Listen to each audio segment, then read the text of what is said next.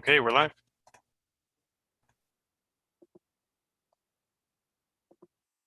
Okay, good evening, everybody.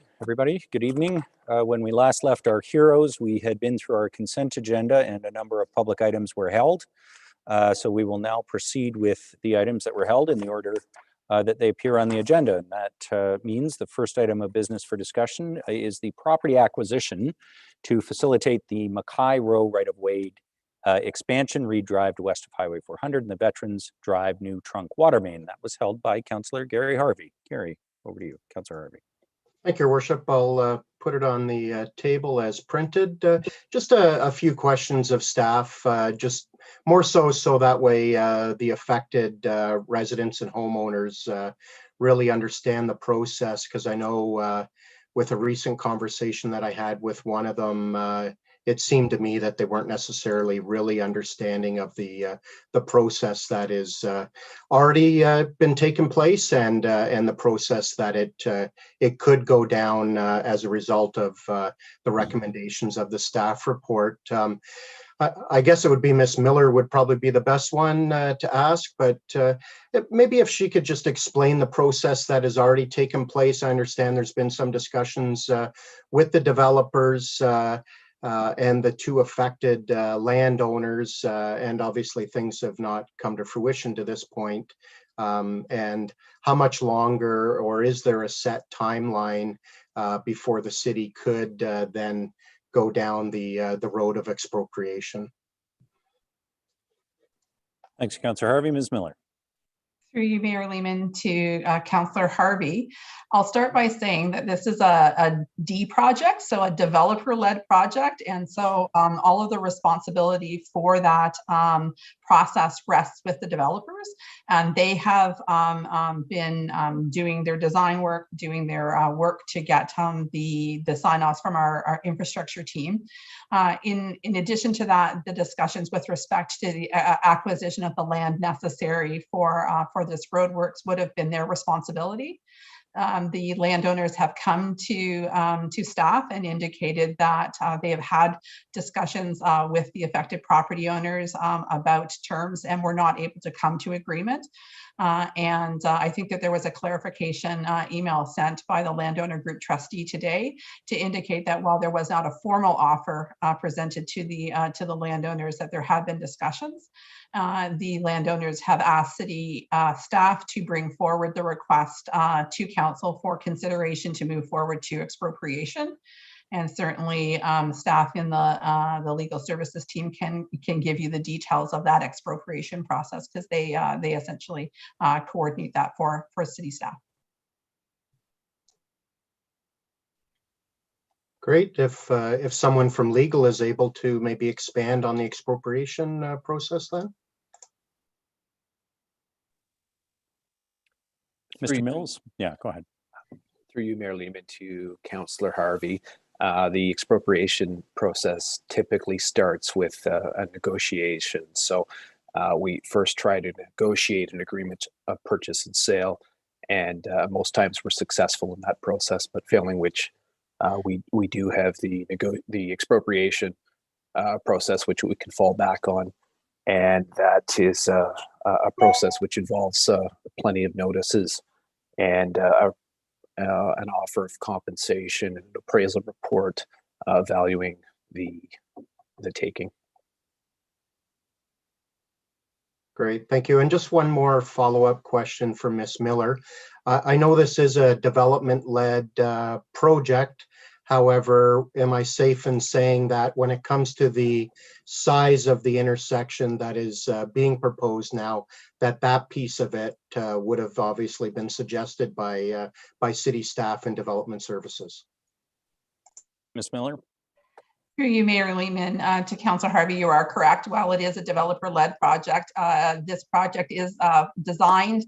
The standards are established by our infrastructure team and has been included in the capital plan. The number is EN 1257, and all of those details and requirements would have been set by city staff in terms of the requirements for the widening.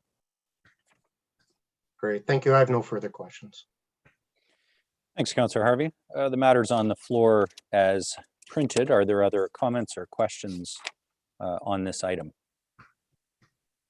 The only comment I wanted to make is for those watching, and CTV and others had asked me just today, because it's, you know, it's fairly lengthy and legal sounding motion, and why is it important to be doing these sorts of things?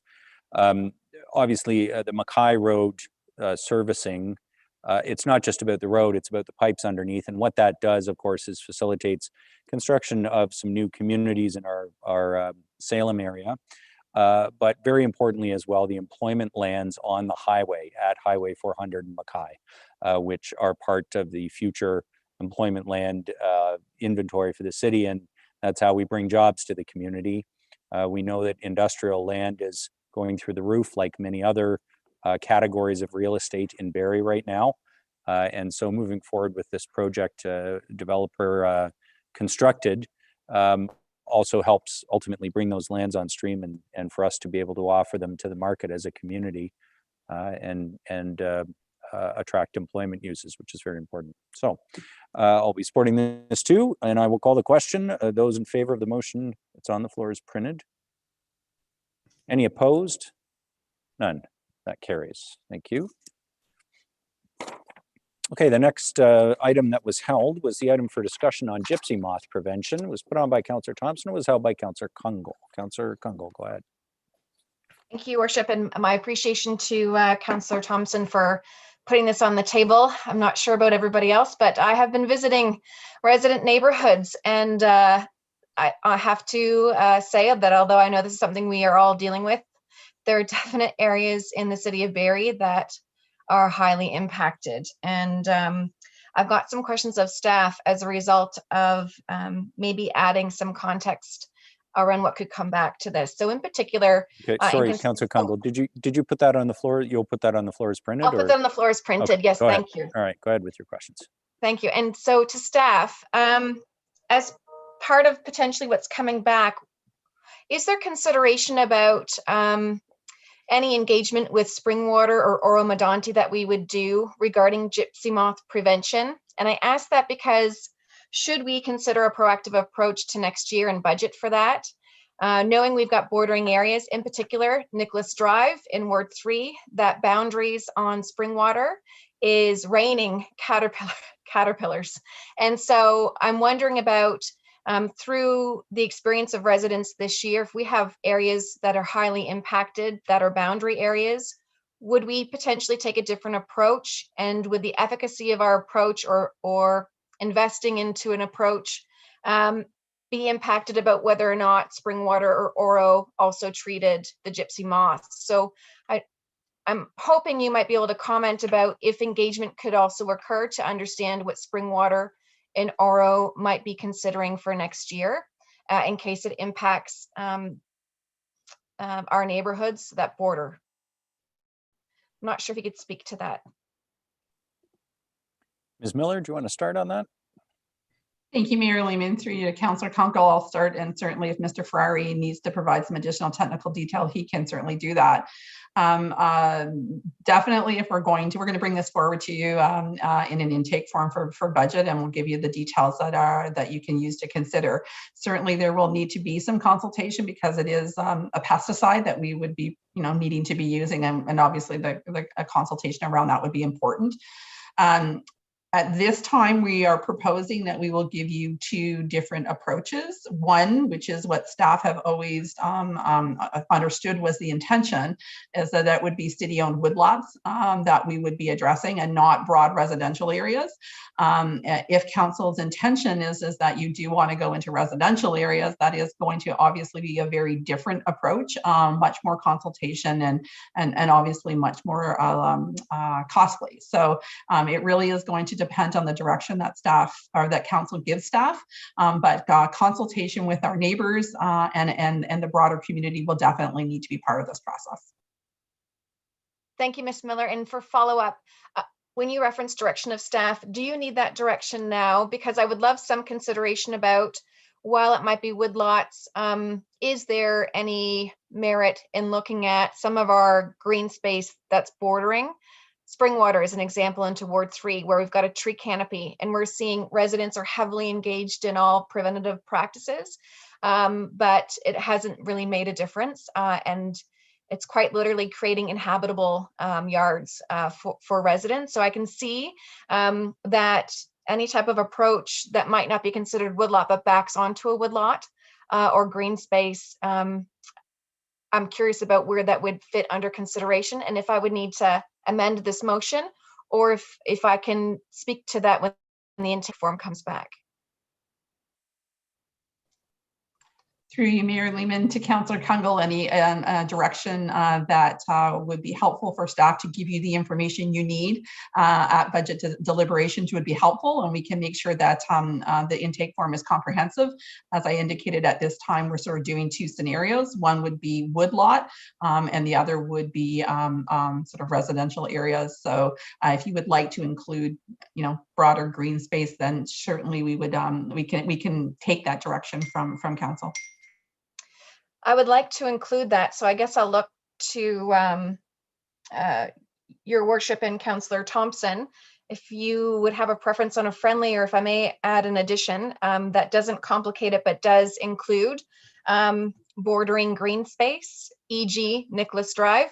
I'm not sure if others are experiencing this, or if Councillor Rietma might be around Oro, but in particular, I would like some language that could actually allow for a reasonable approach to some of our boundary areas where woodlands are actually abutting up against residential properties. So should I add a friendly? Okay, so what I would do, since the motion was printed on the agenda, Councillor Kungl, maybe we could just add the words including border regions or wooded border regions, something like that, if that covers your intent. I believe it does, yeah. Okay, and we'll just add that after the words prevention of gypsy moths. So that would be an amendment, including wooded border regions. I would take that as a friendly, Mayor Lehman. All right. Thank you, Councillor Thompson. Okay. So that's fine. So that's, Madam Clerk, can we do a friendly when the motion's been printed on the agenda like this?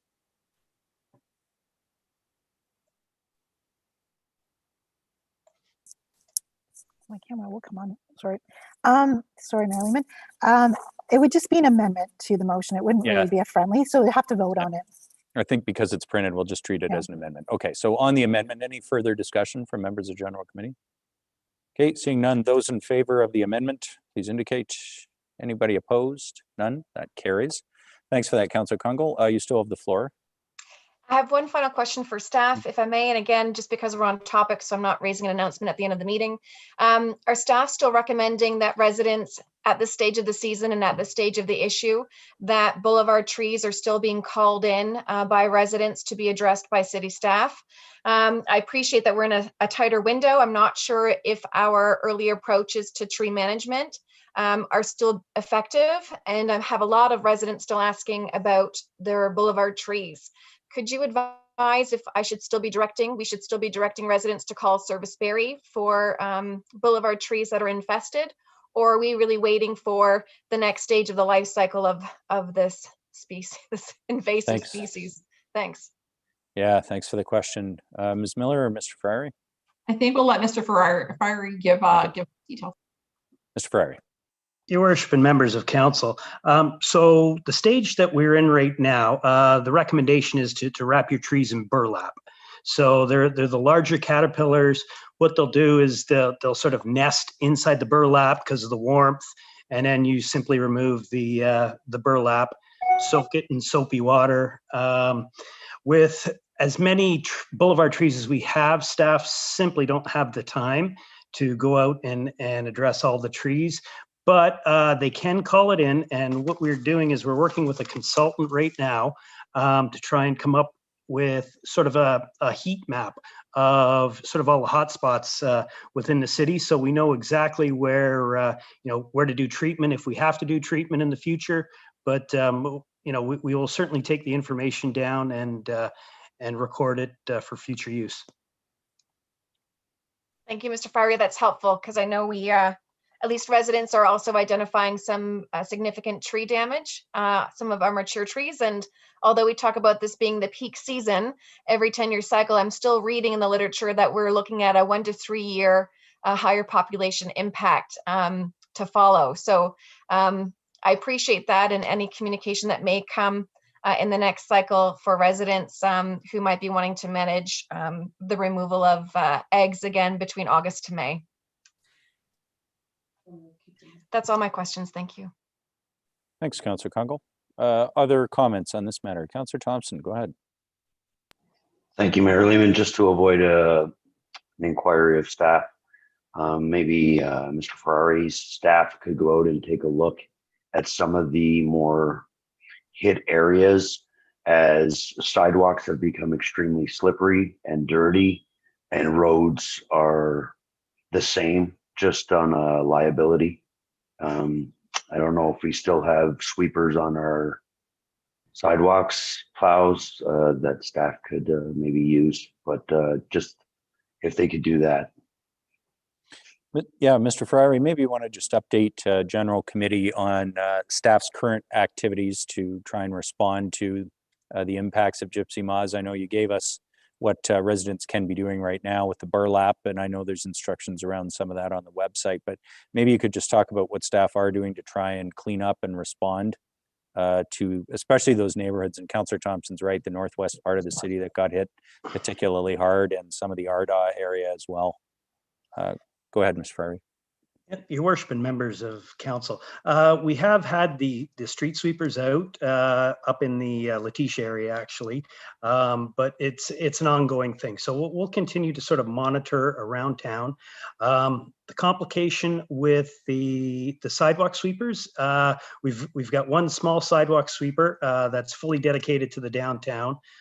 There's 600 kilometers of sidewalk in the city, and the corporation owns 5 of them, and they're all in for service, obviously, after the winter. So the bulk of our sidewalk brooms sweepers are contractors. So, you know, with sort of no resources to sweep those sidewalks, you know, it's kind of tough. So hopefully with the rain that we've had in the last day or so, it'll help us to kind of blow some of that off as well. We'll try and get some of the parks walkways done the best we can as well. We have been treating some of the larger oak trees in the Sunnydale Kersey Park area. There's a chemical that we're sort of treating it with as well. But it's sort of it's very manual process, so it takes a long time. So we are doing everything that the province has recommended to fight the gypsy moths, other than the aerial spraying. So that's the only thing that we haven't done to date.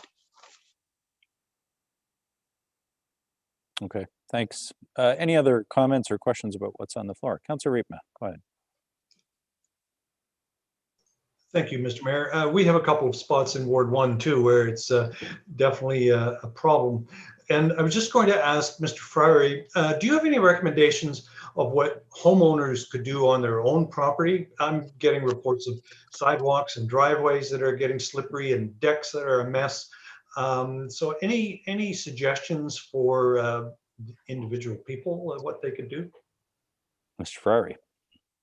Your worship and members of council, absolutely. Like I said, it's very manual. So sweeping, you know, washing it down with a pressure washer, anything you can kind of cover up for amount of time. So if you have patio furniture, cover it up during the day, things like that. It's, you know, it is, we're trying to be as environmentally friendly as we can.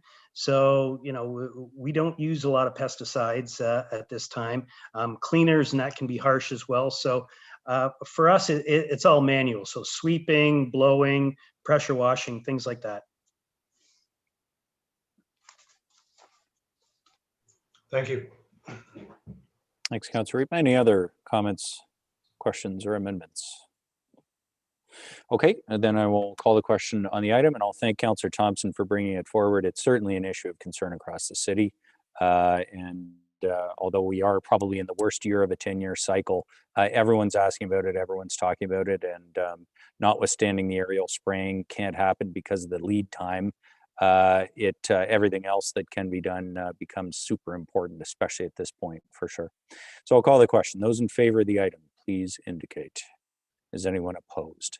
None. That carries. Thank you. As amended. Okay, the next item that was held is with regards to platinum level sponsorship for the Hart Barrie signage. It was put on by Councillor McCann and held by Councillor Kungl. Go ahead, Councillor Kungl. Thank you, Your Worship. And my question is just a point of clarification to staff around process.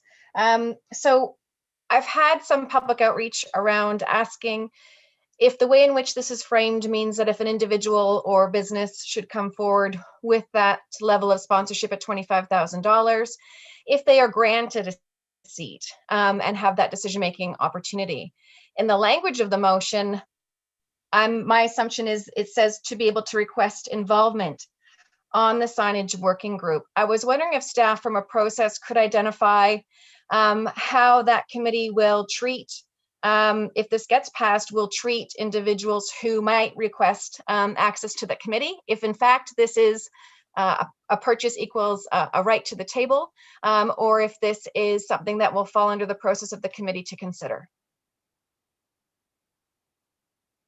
Ms. James Reid. Thank you, Mayor Lehman, through you to Councillor Kungl. This is an item for council's consideration from a member of council, we did review our corporate donation and our corporate sponsorship policies, and neither of those policies would preclude this from occurring if council decided to do this. The way I would read the wording is that if a platinum level sponsor did wish to participate, they would be one member of the committee, which, as you know, has been established to include the mayor, Councillor McCann, represented from Public Art, and the McLaren and staff. So it would just be an additional member, or depending on how many people were part of the 25,000 sponsorship.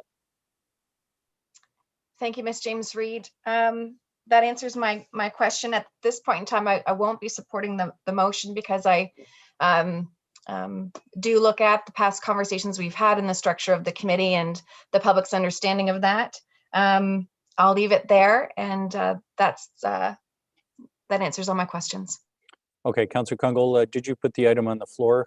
Did you want as the item printed? on the floor? Yes. Printed? Yeah. Yes, Okay. I did. Councillor Aylwin, I have you next. Thank you, Mayor Lehman.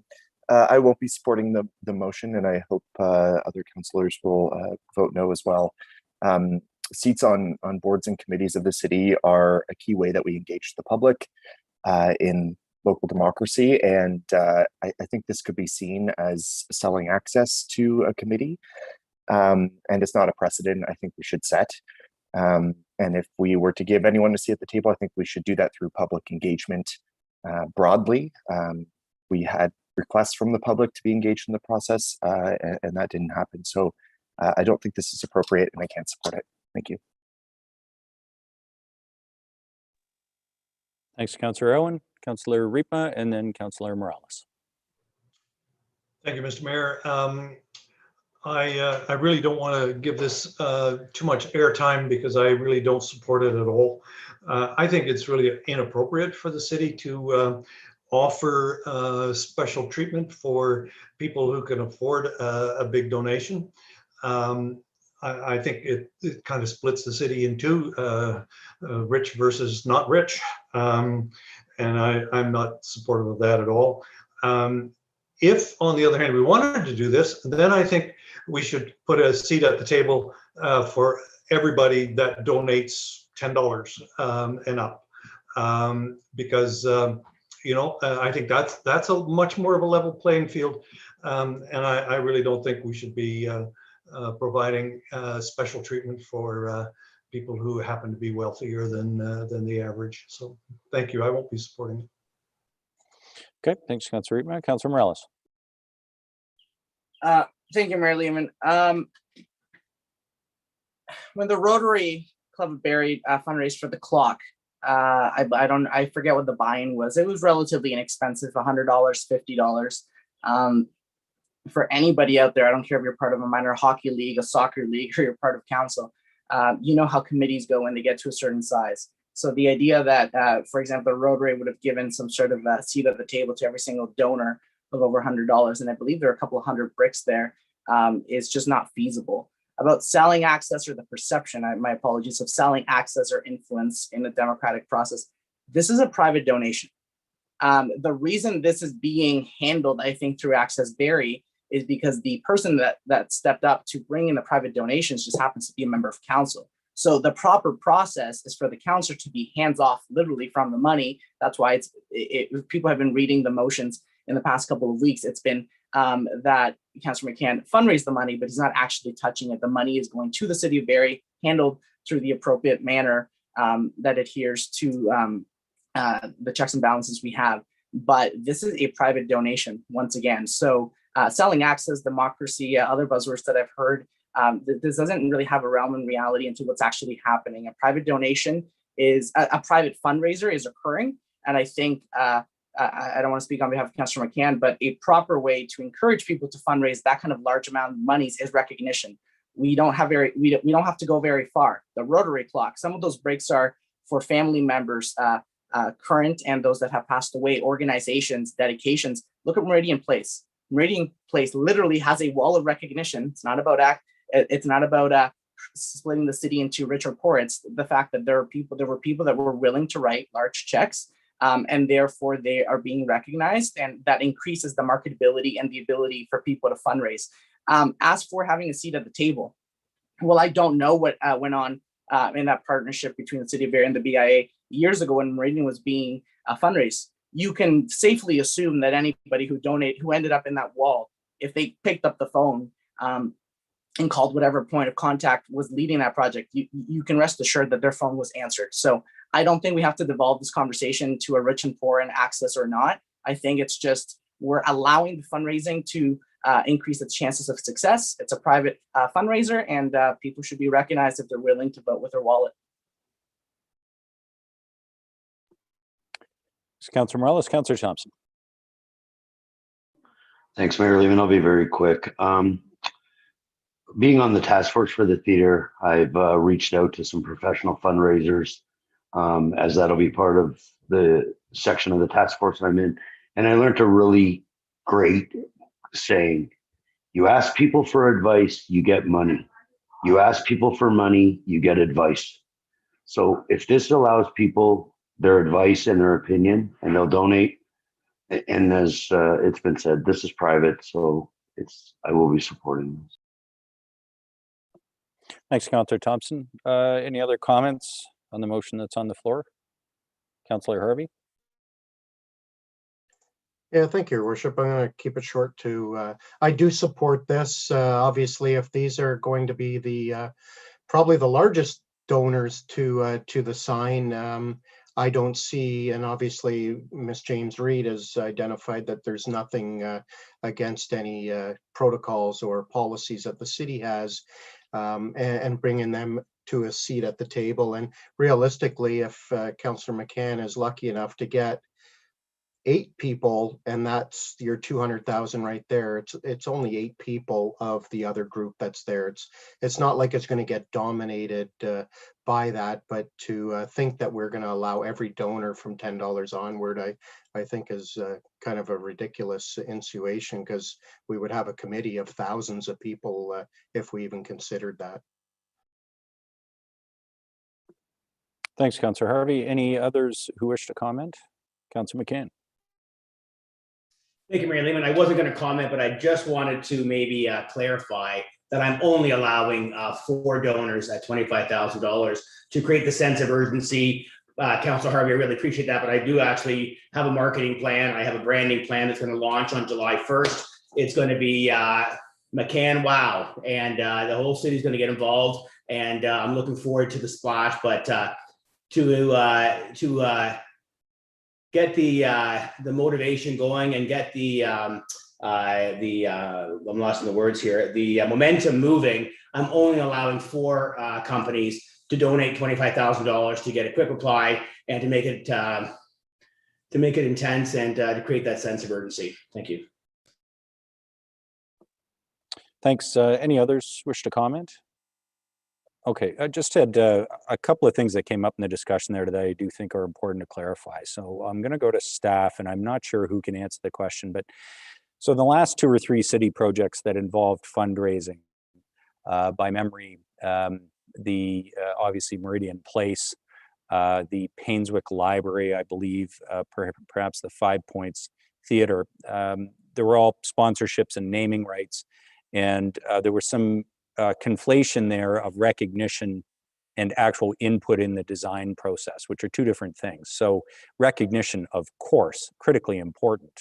Anybody in fundraising will tell you recognition and proper recognition is important, whether it's bricks around the Rotary clock or names on buildings for substantial donations or sponsorships. So I'm not sure, Ms. Miller, whether you can answer this, or maybe Ms. McAlpine can. But for those 3 previous projects, Meridian Place, the Performing Arts, 5 Points Theatre, and the South Branch Library, were any donors involved in designing those projects as a consequence of their donations? I'm sorry, Mayor Lehman, I was not around during those times, but maybe Ms. McAlpine can provide you the details. Ms. McAlpine? Thank you, Mayor Lehman. The Painswick Library wasn't involving city staff. It was fundraised through the library staff, and I'm not sure the level of involvement that occurred at that time. Meridian was fundraised through the Downtown BIA's fundraiser, and again, not directly involving city staff. So I am quite certain that there were discussions with various individuals who had an interest in donating, but I don't know the level of those discussions.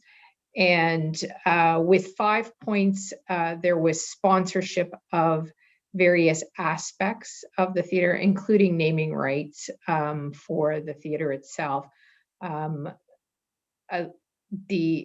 The elements within were selected by individuals who sought naming rights in more cases, as well as the name itself. That's my recall. Sure. So sorry, maybe I wasn't as clear about my question. It was about the design, and the 3 projects had design teams. Did those design teams include donors to the project? Mayor Lehman, I believe that donors to both the 5 Points and Meridian were involved in the projects at various stages. Okay, so, and thanks, that's one of the reasons why I wanted to clarify this, because the process of designing the sign, there's a committee that's been laid out, council's decided on who's going to go on it.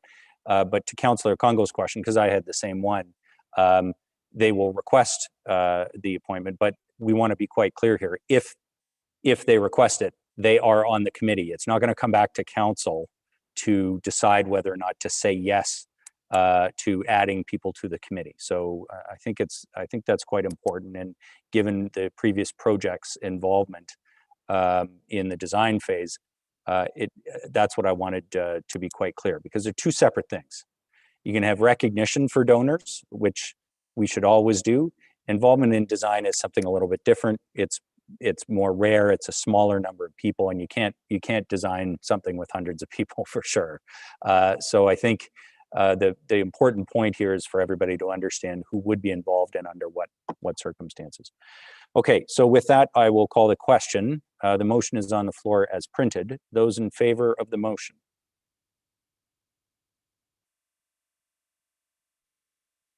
Two, three, four. Those opposed? 2, 3, 4, 5. That fails. Okay, so the motion is defeated.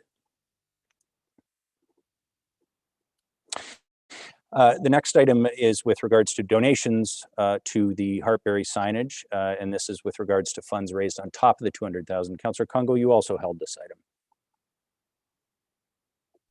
Yes, thank you, Your Worship. I'd like to table an amendment. Okay. That just adds an addition to the current motion. It's worded that receipts have been issued, be donated to Save the Beaver and Save the Turtle programs and other arts and culture programs in the city, and I can speak to that. Okay, so the amendment, you're placing the motion on the floor as printed and then moving an amendment, and the amendment would be to add the words "and other arts and culture programs in the city." Okay, Yes, on the amendment, go ahead. Sure, I'd like to speak to that. So, and I appreciate the tabling of that by Councillor McCann around the beaver and save the turtle programs and the interest in the ward through some of the work being done there lately. I'm tabling this just to invite conversation about other considerations, because if I, again, read the motion as presented, it then is a closed door specific to just those items. And my understanding is that, you know, this is something that tied to tourism. This is something that was identified as part of the arts community and has engaged the arts committee. This is also something that I'm hearing through dialogue over the past couple of months. Depending on the design outcome, the vision is there could be wraps, and this could be digital, and this could have different infrastructure. And I didn't hear that there was necessarily a budget tied to supporting, should the sign be developed in a way that's quite interactive, those items. So I guess I'll look to staff if Rebecca James Reid would be available to comment on. Again, I'm hoping the intention of this motion is to just create an opportunity for any funds raised to have consideration for what other needs the sign might have, you know, noting that that's been approved. And if you would foresee a budget would be needed for that, that has yet been considered. Ms. James Reid. Thank you for the inquiry, Councillor Kungl. As indicated in the staff report that was considered last week and the week before, the idea of the wrapping of the sign, we didn't have a costing for that, and we need to go to RFP in order to do that. So we didn't have a budget line for that item. So certainly, once we complete the RFP, we'll have that information and we'll be able to report back in more detail for council. So I think your proposal would be something that would definitely be aligned with the vision of staff in terms of having to have a funding source for that moving forward. Thank you, Ms. Reid. And my last comment just on the framing of that motion really is just noting that I mean, this is something that is has been approved and is in the works, and considering what I've heard from the intention around Councillor McCann around what the sign could be for the city, just wanting to open up this as an opportunity that might support operationalizing that sign versus it just being prescribed that anything over and above supports turtle and beaver programs, but perhaps it means that there would be an ask coming back to council for support to utilize the sign in the way you envision it. That's my intention. Okay, on the amendment, members of General Committee. Councillor Morales. Thank you, Mayor Lehman. Through you to Councillor Kungl. Councillor Kungl, at the previous week's meeting, or one of the previous weeks, I know, and please clarify if I'm misinterpreting it, but you had told Councillor McCann that it wasn't your intention to support fundraising for this sign. I'm also in that boat. I've told him multiple times. Do you find it's appropriate if Councillor McCann is willing to put in the time to fundraise with the assistance of the logistics, so it's all done properly with the city, and they're really just kind of that middle collector, if you will, is it really appropriate to be telling him that if his fundraising goes over the cost, or if the costs come under, where that fundraising should go? Again, I share, and some people share, the notion that one of the rules of charity is you don't tell people what to donate, how much to donate, and where to donate. So again, beavers and turtles, when I saw this, I thought it would just go in consent, because how can you hate turtles and how can you hate beavers? So I'm just wondering as to why you're adding in the art component to that, and if that was, if you had communicated with Councillor McCann, if that was his wish. So a couple of things, and I'm not sure if it's a point of order. I don't hate beavers and turtles. I'm not intending. I didn't say that. I never said that I hate beavers and turtles. No. I'm also not looking for. I'm answering your question, Councillor Morales. I'm also not looking for permission. I'm tabling this, and it's at the will of council to consider. What I am hearing, and regardless of how I voted in the past, knowing this is moving forward, knowing that this motion is tabled to be directive about where extra fundraising dollars gets put, I'm looking at it to say, I'm hoping that there might be some consideration for operationalizing a sign that is being fundraised for, but will become a city asset, will actually become part of our future conversations about how this is operationalized. And why restrict the overage of fundraised dollars that are in excess of what you need to design and implement it, but maybe to operationalize it. So this is not being necessarily directive, but I'm hoping it's not just going to turtles and beavers when I'm hearing some things have not yet been considered with a budget item. And this to me would be a practical opportunity to at least open it up in the framing to make sure that dollars fundraised for the sign support the sign.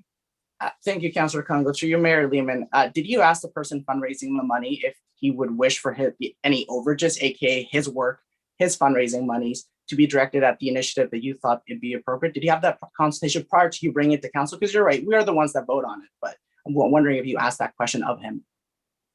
No, I'm tabling it as per process that any of us can do when we want to open it for public dialogue. So I would imagine that should anyone feel differently, that they would vocalize that. Okay, thank you, Councillor Congo. Thank you, Mayor Lehman. So clearly I'll be voting against this amendment. If someone's willing to put in the work and they already are including 2 initiatives, I think it's reasonable to assume that those are initiatives they would want it to see go towards. If I personally had felt that there should have been anything else added, Councillor McCann, I would have given you a phone call to consult on that. Thanks, Councillor Morales. Others who wish to speak? Councillor Harris and then Councillor Harvey. Great. Thank you, Mayor Lehman. And yeah, when I saw the turtles and beavers, I agree. How do you not support turtles and beavers? But I did think, and I wondered, and maybe a question through you, Mayor Lehman, to Councillor McCann. I do appreciate the spirit of Councillor Congo's amendment because it does help support what I know, and I spoke about this and on behalf of the folks that I've spoken to at the McLaren and the art community, that the real excitement is the potential to both support local art and artists and to make the sign dynamic and interesting and changing and ever changing. So what's the sign on it now with local art? So Councillor McCann, given that if I was to donate, I would donate to the sign, but you've got more money than you need.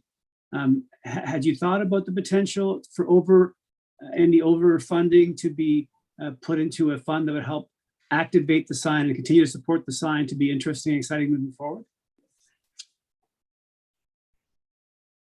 Go ahead, Councillor McCann. Thank you, Mayor Lehman. And I'd just like to clarify that Councillor Morales definitely did not say that Councillor Congo hated beavers or hated turtles. I just want to put that out in the air. I heard him very clearly.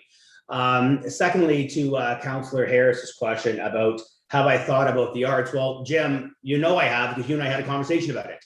And I thought we're going to bring a motion forward that any money that we didn't spend on the maintenance was going to go towards the arts, right? So of course I've thought about it. I'm not sure if anybody has sold anything in their life before, but when you sell, you need to be a specialist and you need to be direct. And having extra layers of onion and extra layers of items that I can't speak passionately about, or I don't even know what you're talking about. What does extra money for art mean? Does that mean you're going to have performing dancers dance on the sign? Does that mean you're going to wrap it in a Black Lives Matter sign? I don't know what that means. So when I have a potential donor ask me, well, what's this extra money for turtles? I know exactly what I want. What's this money for extra money for beavers? I know exactly what I can talk about.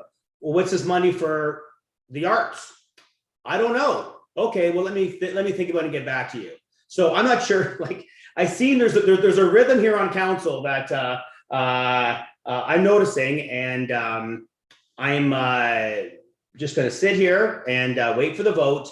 But if you think that I'm going to be promoting the arts, Councillor Harris, the answer is no. Any extra money may be returned to the donors and even share. So I just want to stop this this embellishment that I'm going to be raising $1 million for this sign that may cost $150,000, right? So I put a lot of work into this, a lot of emotional effort into this.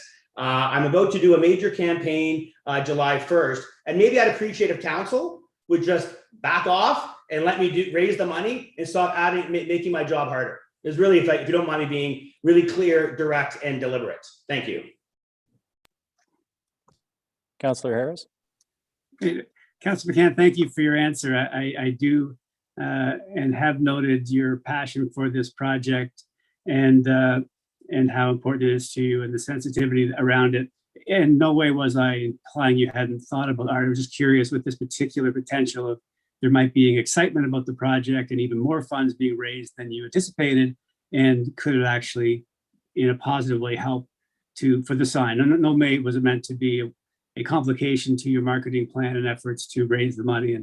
And so that was never the intent. And yes, I have spoken about the potential. I mentioned it last week at council that, I think hopefully that the projection for the maintenance may be high. And if it's high, then I do like the idea of possibly having that money redirected towards projects that will support art going on the sign. So no way I'm trying to unhinge your marketing plan. So with that said, you know what, if in your impression that being clear with the beavers and turtles, great causes, thank you for raising those. If you feel the other stuff will just complicate your efforts, I will not support the amendment, although thank you, Councillor Kungl, for the good intentions of supporting the art community with this amendment, but I will honor your commitment to your sign and vote against the amendment. So thank you. Thanks, Councillor Harris. Councillor Harvey. Thank you, Your Worship. First thing, I guess it'd be a bit of a point of order. I'm just curious because I don't recall the item being put on the floor as printed at the beginning. Oh, sorry, on and off mute. I'm sorry, it was my understanding it was, and then the amendment moved. Okay, So I could be wrong. I just want to double check before we voted on the amendment, but if it was, that's great. But I too won't support it. I don't think that it's right for any of us councillors that are not the one that's going to be out knocking on doors and making these calls and fundraising to then start directing where the fundraising dollars are going to be going. And I'll just leave my comments at that. Okay, thanks, Councillor Harvey. Any others who wish to comment? Councillor Aylwin and Councillor Riepma. Thank you, Mayor Lehman. I will support the amendment. I think this is a great way of making sure that the vision of this sign, including public art, comes to fruition. And I thank Councillor Kungl for moving that. As Councillor McCann has said about this sign in the past, this is not his sign. This is a sign to unite the city, and it's the city sign. Council did support it. I didn't vote for it, but council supported it, so I have to support council's decision. And this sign now belongs to the city and the people of the city of Barrie. So I think it's inappropriate for him to tell us to back off, and I don't appreciate that. So I will be supporting this amendment, though. Thank you. Okay, thanks, Councillor Owen. Councillor Riepma. Thank you, Mr. Mayor. I'll also support because, and I don't want to come across as being a beaver hater or a turtle hater, but I'm. Point of order, Mayor Lehman. That's ridiculous. Come on, watch the tape, people. This gaslighting is out of hand. I said I expected nobody to be opposed to turtles and beavers. Councillor Kungl was tabling an amendment. She never said I'm voting against it. So the intention was very clear. So this tongue-in-cheek comment, this is textbook gaslighting. Mayor Lehman, that's a point of order that was not relevant to the motion. And if we play back the tape, I never said that people hated beavers or turtles if they were amending to add further content. So all members of council, and Councillor Morales, I would include you in this, have a bit of a habit of rewording what somebody else says when they're trying to make a point. Something that I've tried to encourage, and responding to your point of order, Councillor Morales, something I've tried to encourage in us really over the past several months is to drop the personal remarks and to stay on the issue. And so whether or not the verb being opposed to was changed to hated or not, we can watch on the tape. But I think the point in this, and I'll encourage Councillor Riepma, Councillor Kungl, Councillor Morales, and all members of General Committee, drop the rewording what everyone else says to try and amp up your point, and just speak to your point.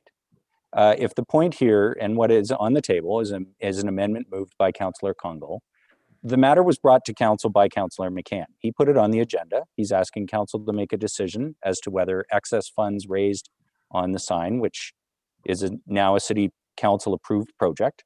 He is asking for the excess funds, if there are any, to go to the two organizations or the two programs he's identified. Councillor Congo's moved an amendment to add some others. The issue that is on the floor is that amendment. And Councillor Morales, on your point of order, I recognize your point, and I'm going to make the general point, but I'm not excusing any single member of council or singling anybody out here, because a number of you have done it on a number of occasions over the last little while, where people are paraphrasing each other's remarks. Let's get back to the issue. We have other items on the agenda and certainly other issues facing the city. So on the point of order, I recognize your point, Councillor Morales, but I'm going to let Councillor Riepma now continue. Councillor Riepma, let's keep it to the issue on the floor and not what somebody else did or didn't say about beavers and turtles. Councillor Riepma has the floor. Okay, I'm sorry, I didn't mean to cause a ruckus on this one. I guess the only thing that I wanted to say is that part of the consideration of this sign was that it would be wrapped in some way and give local artists a chance to contribute. And I think that's a great idea, and that's why I think Councillor Congo's amendment is a good one, because what it does is it supports that objective. I personally would have preferred to have any excess funds put into a fund that would contribute to the maintenance long-term of this sign, but I'm good with the amendment, so I'll be supporting that. Okay, thanks, Councillor Riepma. Are there others who wish to comment on the amendment? Councillor McCann, go ahead. Thank you, Marilyn. I just had an idea that, or maybe an inspiration, that if some of the council members that are sitting here in front of the Zoom call feel that the community is going to give this wealth, their wealth to this sign, that maybe we should have an amendment that a secondary fundraising council project be started, and one of these councilors can be the president of it, and they can actually fundraise for the arts program for the sign. So I'm not sure if that would be an amendment that I'm putting on the floor that maybe one of these council members would like to champion and raise money for the arts for the sign. And then everybody wins here. Okay, so just to be clear, Councillor McCann, did you want to move an amendment to Councillor Congo's amendment? Yes, please, sir. Okay, and what would that say? That would say that council member XXX spearhead a secondary campaign to raise funds for the Love Barrie sign, and they would have to have their funds in by October 10th, 2021. And if there was no council member that stood up, then I guess it would fail. So I would need to have somebody put their name forward if there was an interest. Okay, so I'm just a little unclear because the wording you just gave was for the sign. I think you meant specifically for the art that would go onto the sign. Nice catch, Mayor. I appreciate that. Yes. Okay, so specifically, we have an amendment from Councillor McCann, whose intent is that another fundraising committee be started, and a member of council could lead that with regards to raising money for art that would go on the sign. I got that right, Councillor McCann? Correct, sir. Thank you. Okay, so that is now on the floor as an amendment. Members of General Committee, does anybody wish to speak to that amendment? Councillor Morales. Thank you, Mayor Lehman. I'll be supporting this amendment. Hijacking someone else's marketing project, fundraising project. I love the comment of, and it was a question, not a comment actually. Has anyone actually sold anything? When you try to hijack someone else's operations for marketability for the purpose of fundraising, it can affect them. I've heard the comments said in the community a lot of, this is great, but wrong time, wrong place. Why can't you fundraise $200,000 for a shelter, for a worthwhile initiative?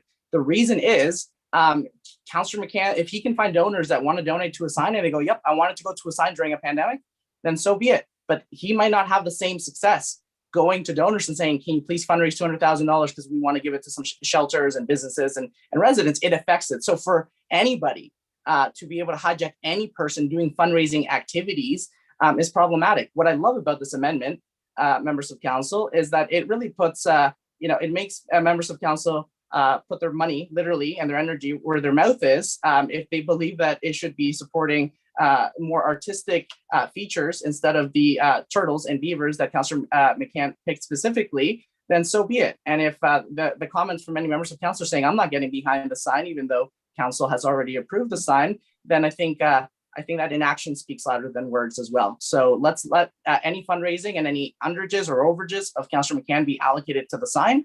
And if you want to, if you actually, if any member of council supports the arts and, wants to do it the prudent way and not hijack the marketability and fundraising efforts for a privately fundraised sign, then this is your amendment to be able to make that happen.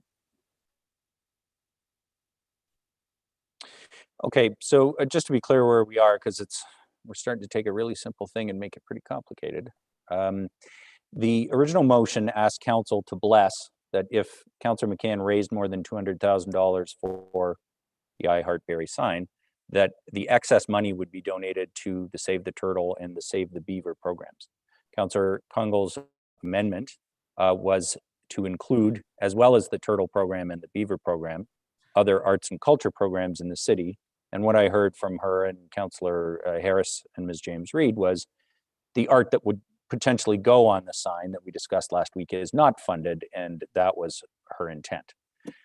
Councillor McCann's now moved an amendment to that saying that that should be subject to a separate fundraising effort, and so presumably the original overage, if there was any, would still go to the Turtle and the Beaver program. So to be clear, the amendment's on the floor to form that council direct the forming of a subcommittee for the art that would go onto the sign. And I believe Councillor McCann, in describing his amendment, indicated he'd like a member of council to step up to run that subcommittee.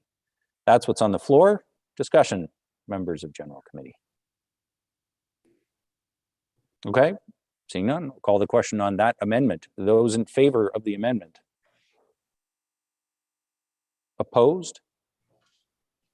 Okay, that amendment, Councillor McCann's amendment, fails.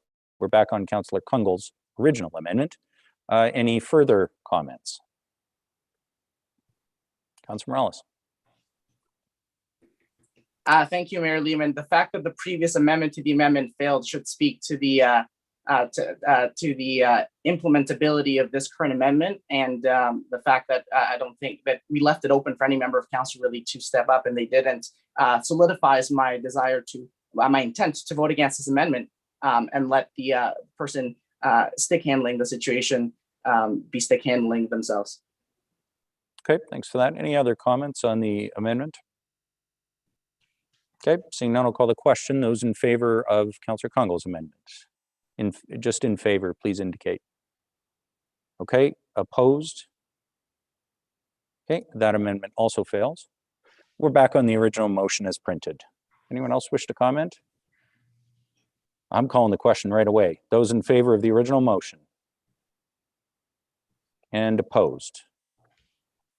3. The motion carries 6-3. Okay, moving on. We are at interim construction financing for Redwood Park communities. And this item was put on by Deputy Mayor Ward, held by Deputy Mayor Ward. I saw Councillor Harvey wish to speak to it too. So go ahead, Deputy Mayor Ward. Do you want to I think you might have had a revised motion? I do. I'm just calling it up here. Okay, so are you going to put that on the floor instead? I'm going to put the revised motion on. Yes. Okay. That would be that the city of Barrie provide an interest-free loan of up to $3 million in interim construction financing to Redwood Park communities over a period of 2 years for supportive housing projects in the city of Barrie, and that the loan be subject to funding approval for the projects from the Canadian Mortgage and Housing Corporation. 2, and that on a best effort basis, Barrie's treasurer will release money in increments towards supportive housing projects approved by the Canadian Mortgage and Housing Corporation. Everybody should have a copy of that, but I will speak to it. Okay, so I'm just going to read it again because it differs from the motion printed on the agenda, which is perfectly fine, but this is what is on the floor, members of General Committee. 1, that the City of Barrie provide an interest-free loan of up to $3 million in interim construction financing to Redwood Park communities over a period of 2 years for supportive housing projects in the City of Barrie, and that the loan be subject to funding approval for the projects from the Canadian Mortgage and Housing Corporation. 2, and that on a best efforts basis, Barrie's treasurer will release money in increments towards supportive housing projects approved by the Canadian Mortgage and Housing Corporation. That's what's on the floor. Go ahead, Deputy Mayor Ward.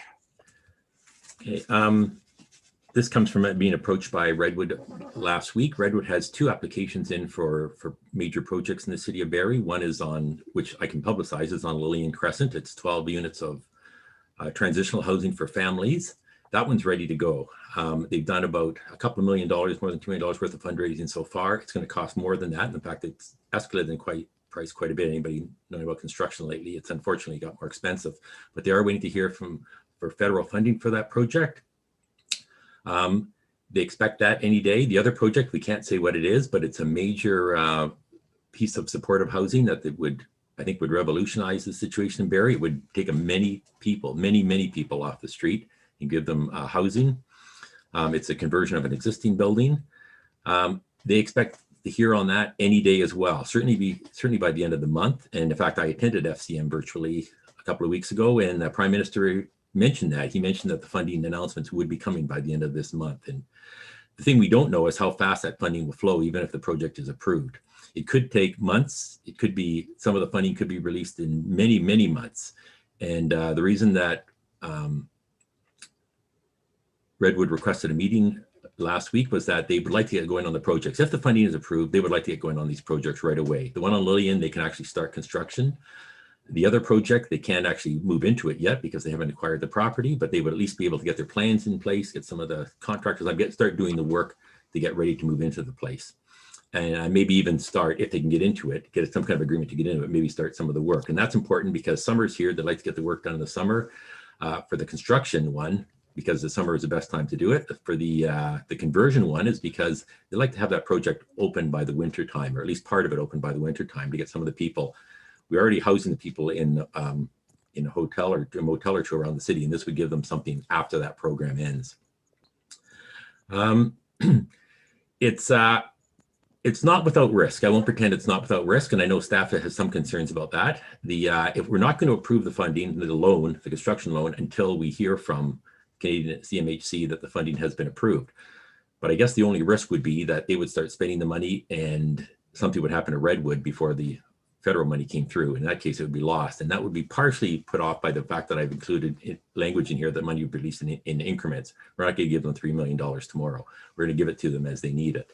And if, heaven forbid, something happens to Redwood, although the chances are that $3 million wouldn't have spent. I think that, and the other thing is it's not that unusual. I wanted to point out, in fact, that just by coincidence, we're dealing with the Building Hope project at County Council tomorrow, and it's quite similar. It's a project that has 40 beds shelter, or some supportive, 20 units of supportive housing, plus some youth housing. And it's a $14.5 million project, and it's got funding from the federal government, the provincial government, the Simcoe County, and the City of Aurelia have all given money. And in fact, the county gave them 2 loans. It gave them a $2.5 million loan and $2.7 million loan to help that project along. And the motion tomorrow on County Council is to convert some of those loans. One is the $2.5 million loan is a short-term loan that's going to be paid back by fundraising, and the other one's going to be converted. It's going to be paid back over 20 years if it's approved. So there is the concern that Redwood can't guarantee the loans. They have nothing they can guarantee the loans with. They don't actually own the building yet.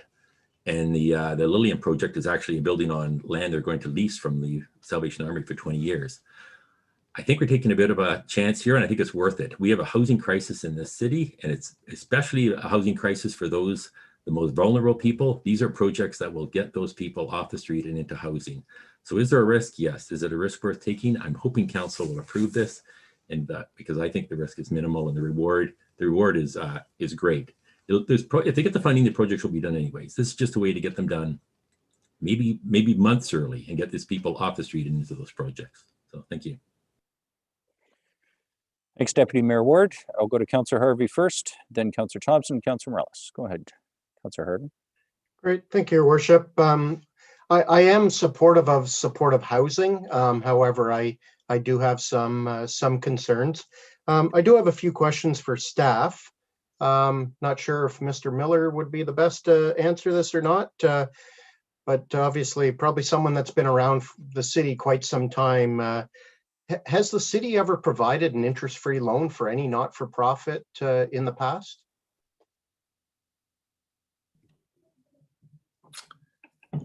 I'm through you, Mayor Lehman. I might pass that question to Dawn Ms. McAlpine. McAlpine, I thought she might have. And has a really good memory. Vic Village comes to mind. Ms. McAlpine. Mayor Lehman, thank you. Through you to Councillor Harvey. Yes, I believe there has been more than one even that the city has provided. We have guaranteed the Victoria Village loan more recently. And I believe there have been other ones quite a long period of time ago. So the specific details I'd need to look up. Okay, my follow-up question you may not have the answer to then, because obviously my other big concern here is the guarantee piece.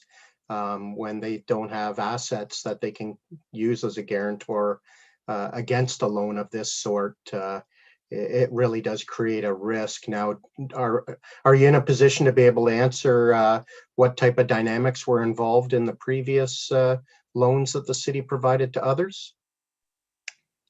I would want to pull up the specific information, Councillor Harvey, but I don't believe that they were all in a position to be guaranteed.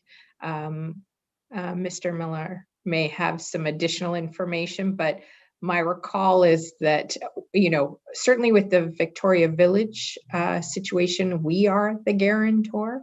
And in at least one other case that I'm recalling, I don't believe there were any assets for us to secure the loan against.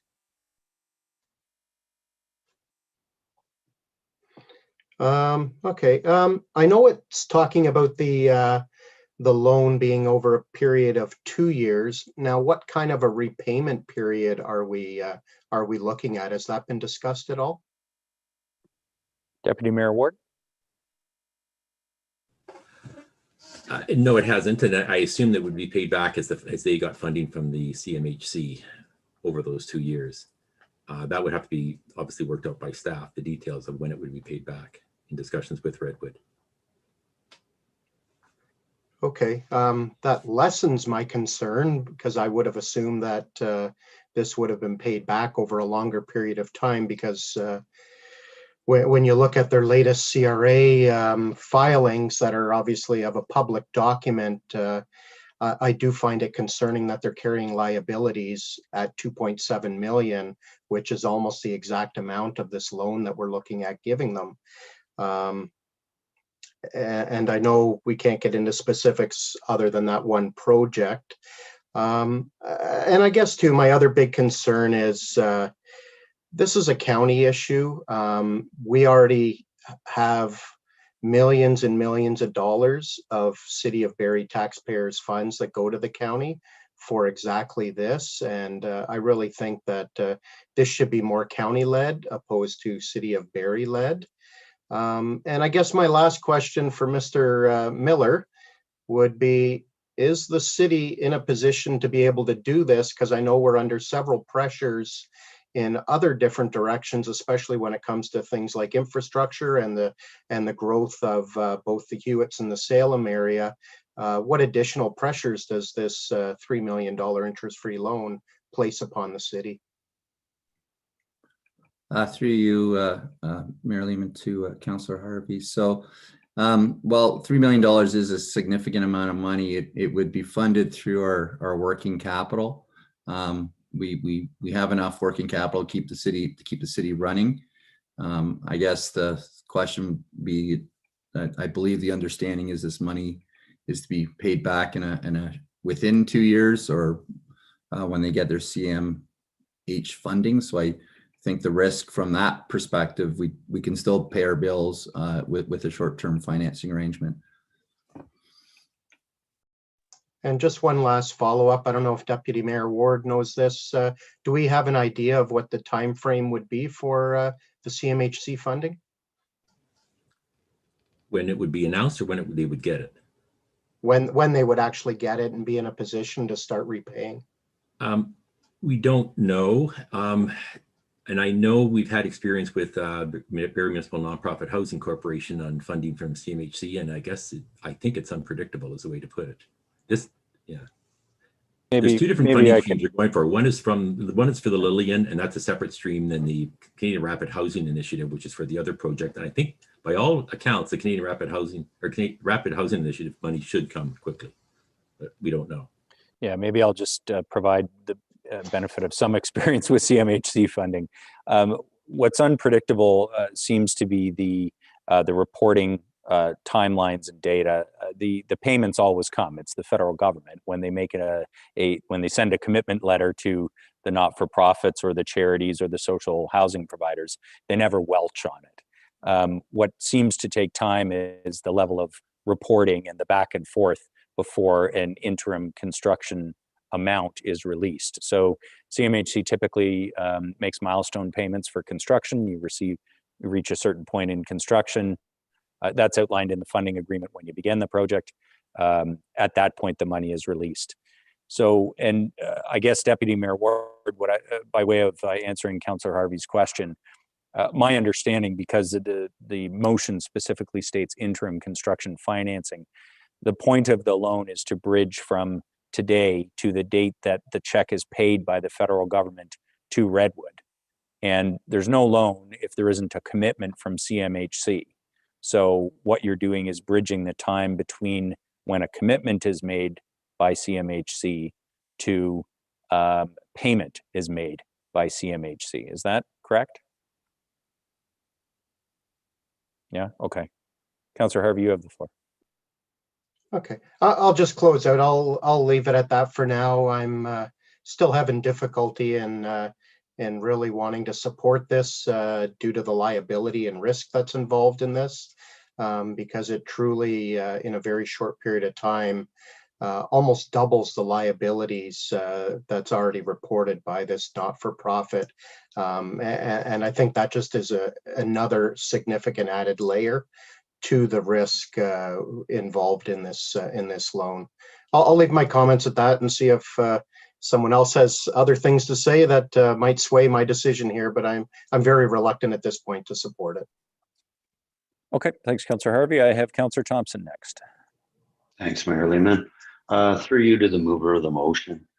From the 3 million of what you can speak to, do you know the portion that will be going to each address?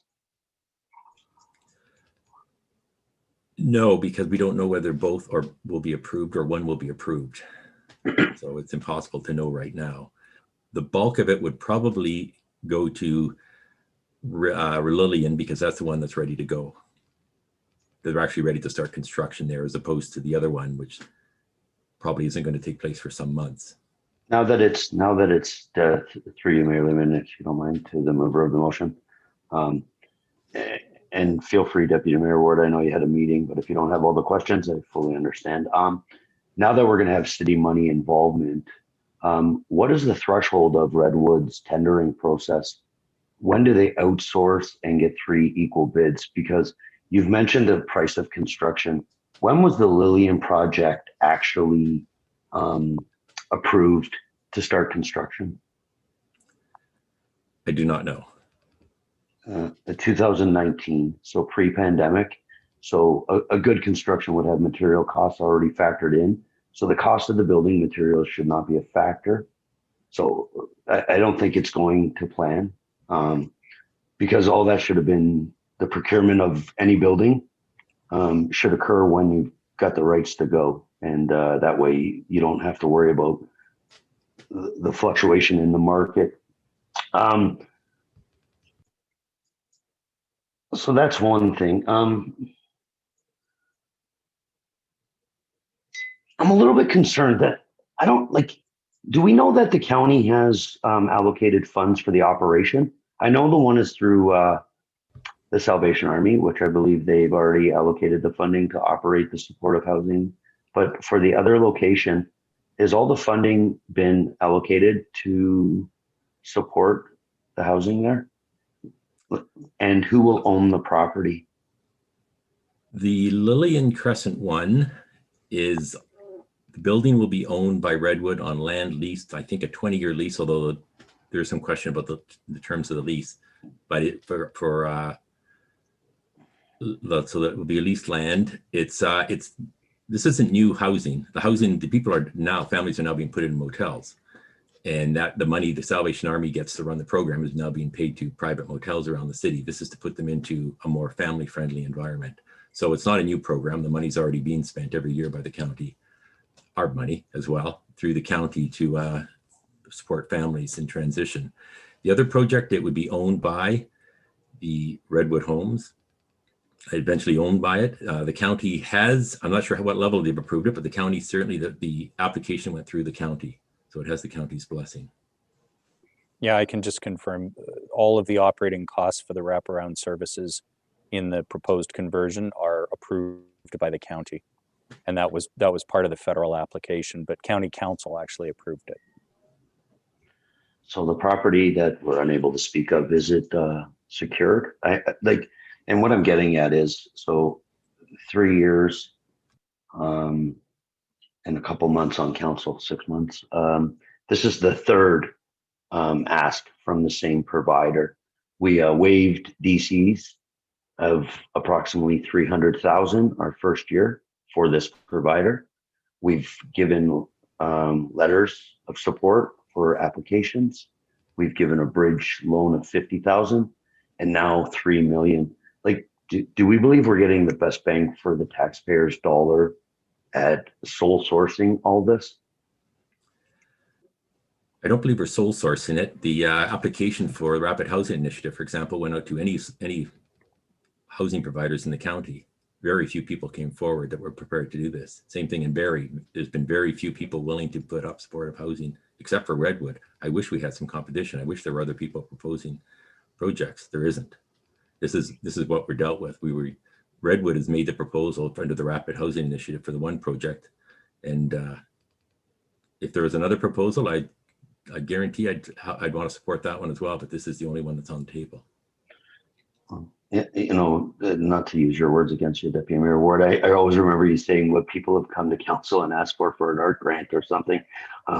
Here's Redwood asking for $3 million and haven't made a presentation to council, and, you know, to see everything, and, you know, that we could have an in-camera, maybe a real frank conversation of certain things. Like, you don't obviously want to, you know, talk about an organization so publicly sometimes, you know, and not only knowing half the story. Yeah, I think that we constantly keep using the same provider at every level, and I appreciate what you said, but I think because we go down this path every time, I think we've actually made a deterrent to others, because we have one sole provider of this with so many other organizations, and Lillian, the new project, Lucy's Place, like, this is the epitome of the kingdom building. We're facilitating a lot of property for an organization on the liability of the city. So I'll listen, and look, I made it very clear. Mayor Lehman at budget time made a motion to support these initiatives through loans. And, you know, I had spoke to several councillors about not putting addresses and not putting amounts. And this motion, if it wasn't amended at budget time, would have facilitated this. And now we're asking to take money from our day-to-day. And if they default on this, could actually put the city, you know, in a financial risk. So I'll leave it there for now. Thanks. Thanks, Councillor Thompson. Just for the information of General Committee, because I want to make sure everybody's got, you know, the most information that I've got anyway. So the property at Lucy's Place was purchased by the county and is owned by the county. It's not a Redwood property. The property for the Lillian project the land will continue to be owned by the Salvation Army, but the building is a Redwood building. And the proposed conversion would be their first sorry, I guess second, because Unity House in Barrie, which is the 6 apartments, which was Redwood's first project about 10 years ago, that is owned by Redwood. So just so we're clear of which properties are owned by who and which partners are in on what. Just on that point, Mayor Lehman, Yep. sorry, the expansion of Lucy's Place, that's a possibility, and I know there's nothing for sure. Would that be also owned by the county? Is that a county initiative project, or would that be a Redwood? If you're talking about the 5 tiny homes or 6 tiny homes, the property continues to be owned by the county. I think Redwood would build the 6 homes. I'm not sure whether it's a situation where the county would own the homes when they're done, but since they own the rest of the property, I'm assuming they would. Okay, Councillor Morales, I've got you next. Thank you, Mayor Lehman. When I took a look at this being brought forward by Deputy Mayor Ward, I think it was spoken to in the last couple of people speaking. They need a bridge. They just need that extra mile to get there. They'll qualify for the federal funding, and they'll be able to deliver this. I share a lot of the concerns Councillor Thompson just said, by the way, and I think the way to give myself at least a level of confidence on this is, if we were to do this, we need to maintain costs. Like, we can't just say, here's a $3,000 check with an undetermined period of time for you to pay back without knowing what months. Are you paying quarterly? Are you paying monthly? Are you paying on the 1st, the 30th? So those things need to be figured out. But one of them that would give me some confidence is maintaining costs. As Councillor Thompson very adequately put it, construction costs are essentially the biggest risk factor, because this is a construction loan. So I think if this would go forward, I think Redwood it would be in our best interest to have Redwood staff, or their project manager, if they're outsourcing or whatever, meet with staff once a month to go over their construction schedule. Nothing too intrusive, doesn't have to be council presentation. They sit down with a staff member once a month, because I know our staff are busy, and they say, hey, this is what we've been able to do in the last 4 months. This was late, this was early, this is where our schedule is at, this is where our costs at. So that way there's no surprise 8 months from now, hey, the worst scenario happened, and wasn't even Redwood's fault. That 30% of the money's gone, a supplier didn't do the job, et cetera, et cetera. So that would be number one, maintaining costs with a meeting with staff. The other one is an incentive. So this is actually a question, Mayor Lehman, through you to Mr. Miller. What's the city's borrowing interest rate for borrowing money? I know we have different ways of borrowing money, but what's our cheapest percentage rate for borrowing Mr. money? Miller. Through you, Mayor Lehman, to Councillor Morales. The city did do a debenture just about a week and a half ago, and we did achieve a rate of 1.7% on a 10-year debenture. Perfect, 1.7%. So if we were to give an interest-free loan, I think that's it. Where we are, obviously there's a strategic goal to this, to having this succeed, but there's a real cost to it. So I would be more comfortable with having some sort of number, whether it be 1%, whether it be 0.5%. And it's very easy. When you give people an incentive for things to work out, people work harder. That's why in sales, as Councilor McCann will know, there's commissions. You hit a certain target, you do certain sales, you hit certain commissions. Sometimes your commission goes up. So and this is not to put blame on Redwood. I'm not saying they wouldn't work hard if they had 0% riskless money, but I think as an accountability to our taxpayers, if we assign some sort of a very negligible interest rate, would be prudent to ensuring a timely and successful construction period. And then finally, the other one that I'm hearing from other members of council is registering the loan. While, according to the records, while Redwood does have liabilities and debts, they have assets. So registering this construction loan on assets that they have, even if it's other projects, I would feel comfortable. Any developer in the real world needs to, they qualify by construction financing by literally putting up their liabilities and their assets and saying, yep, you can put that debt, or you can put a lien. As they become more known to pay it back, terms change. But I think it would be very prudent to put a lien or loan against our other assets. It's not once again, it's not that we are not trusting the process. It's that we are providing the checks and balances that our constituents expect about securing this loan. And if all we're waiting is on a months, year plus, a bit of time for the federal funding to come in, then there should be no concern about that loan being a prudent step in allowing this to happen. So those are the factors that I would put forward. Deputy Mayor Ward, I'm just going to recap them. I don't know if this is an amendment to your motion or a friendly, or we could somehow have a discussion about it. But the big one would be for staff to meet with Redwood once a month about their construction schedule and costs. That's it.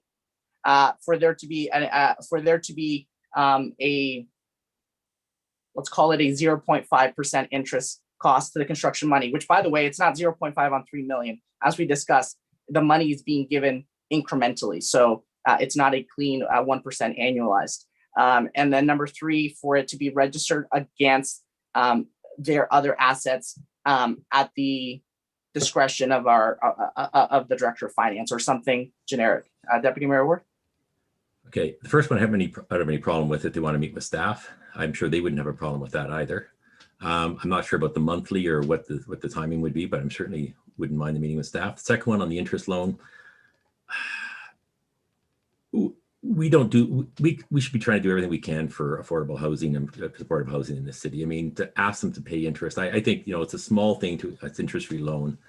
It's a small thing to give them as our way of saying we support supportive housing. And finally, on the registering the loan, that's actually something I think Redwood would be willing to do. I don't think the city's interested. From my conversations with staff, we wouldn't be the first person. The banks would be first. It's probably not worth the effort to register them. We're not likely to ever get any money from them if anything happened to them, because the banks would be first in line to take their money. And the federal government, in the case of the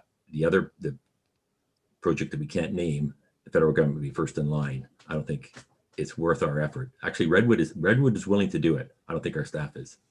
Okay, through you, Mayor Lehman, through Mr. Miller, could you just provide a commentary on, I guess, the benefit and value of registering on title onto their other assets at land base specifically for this loan? Mr. Miller.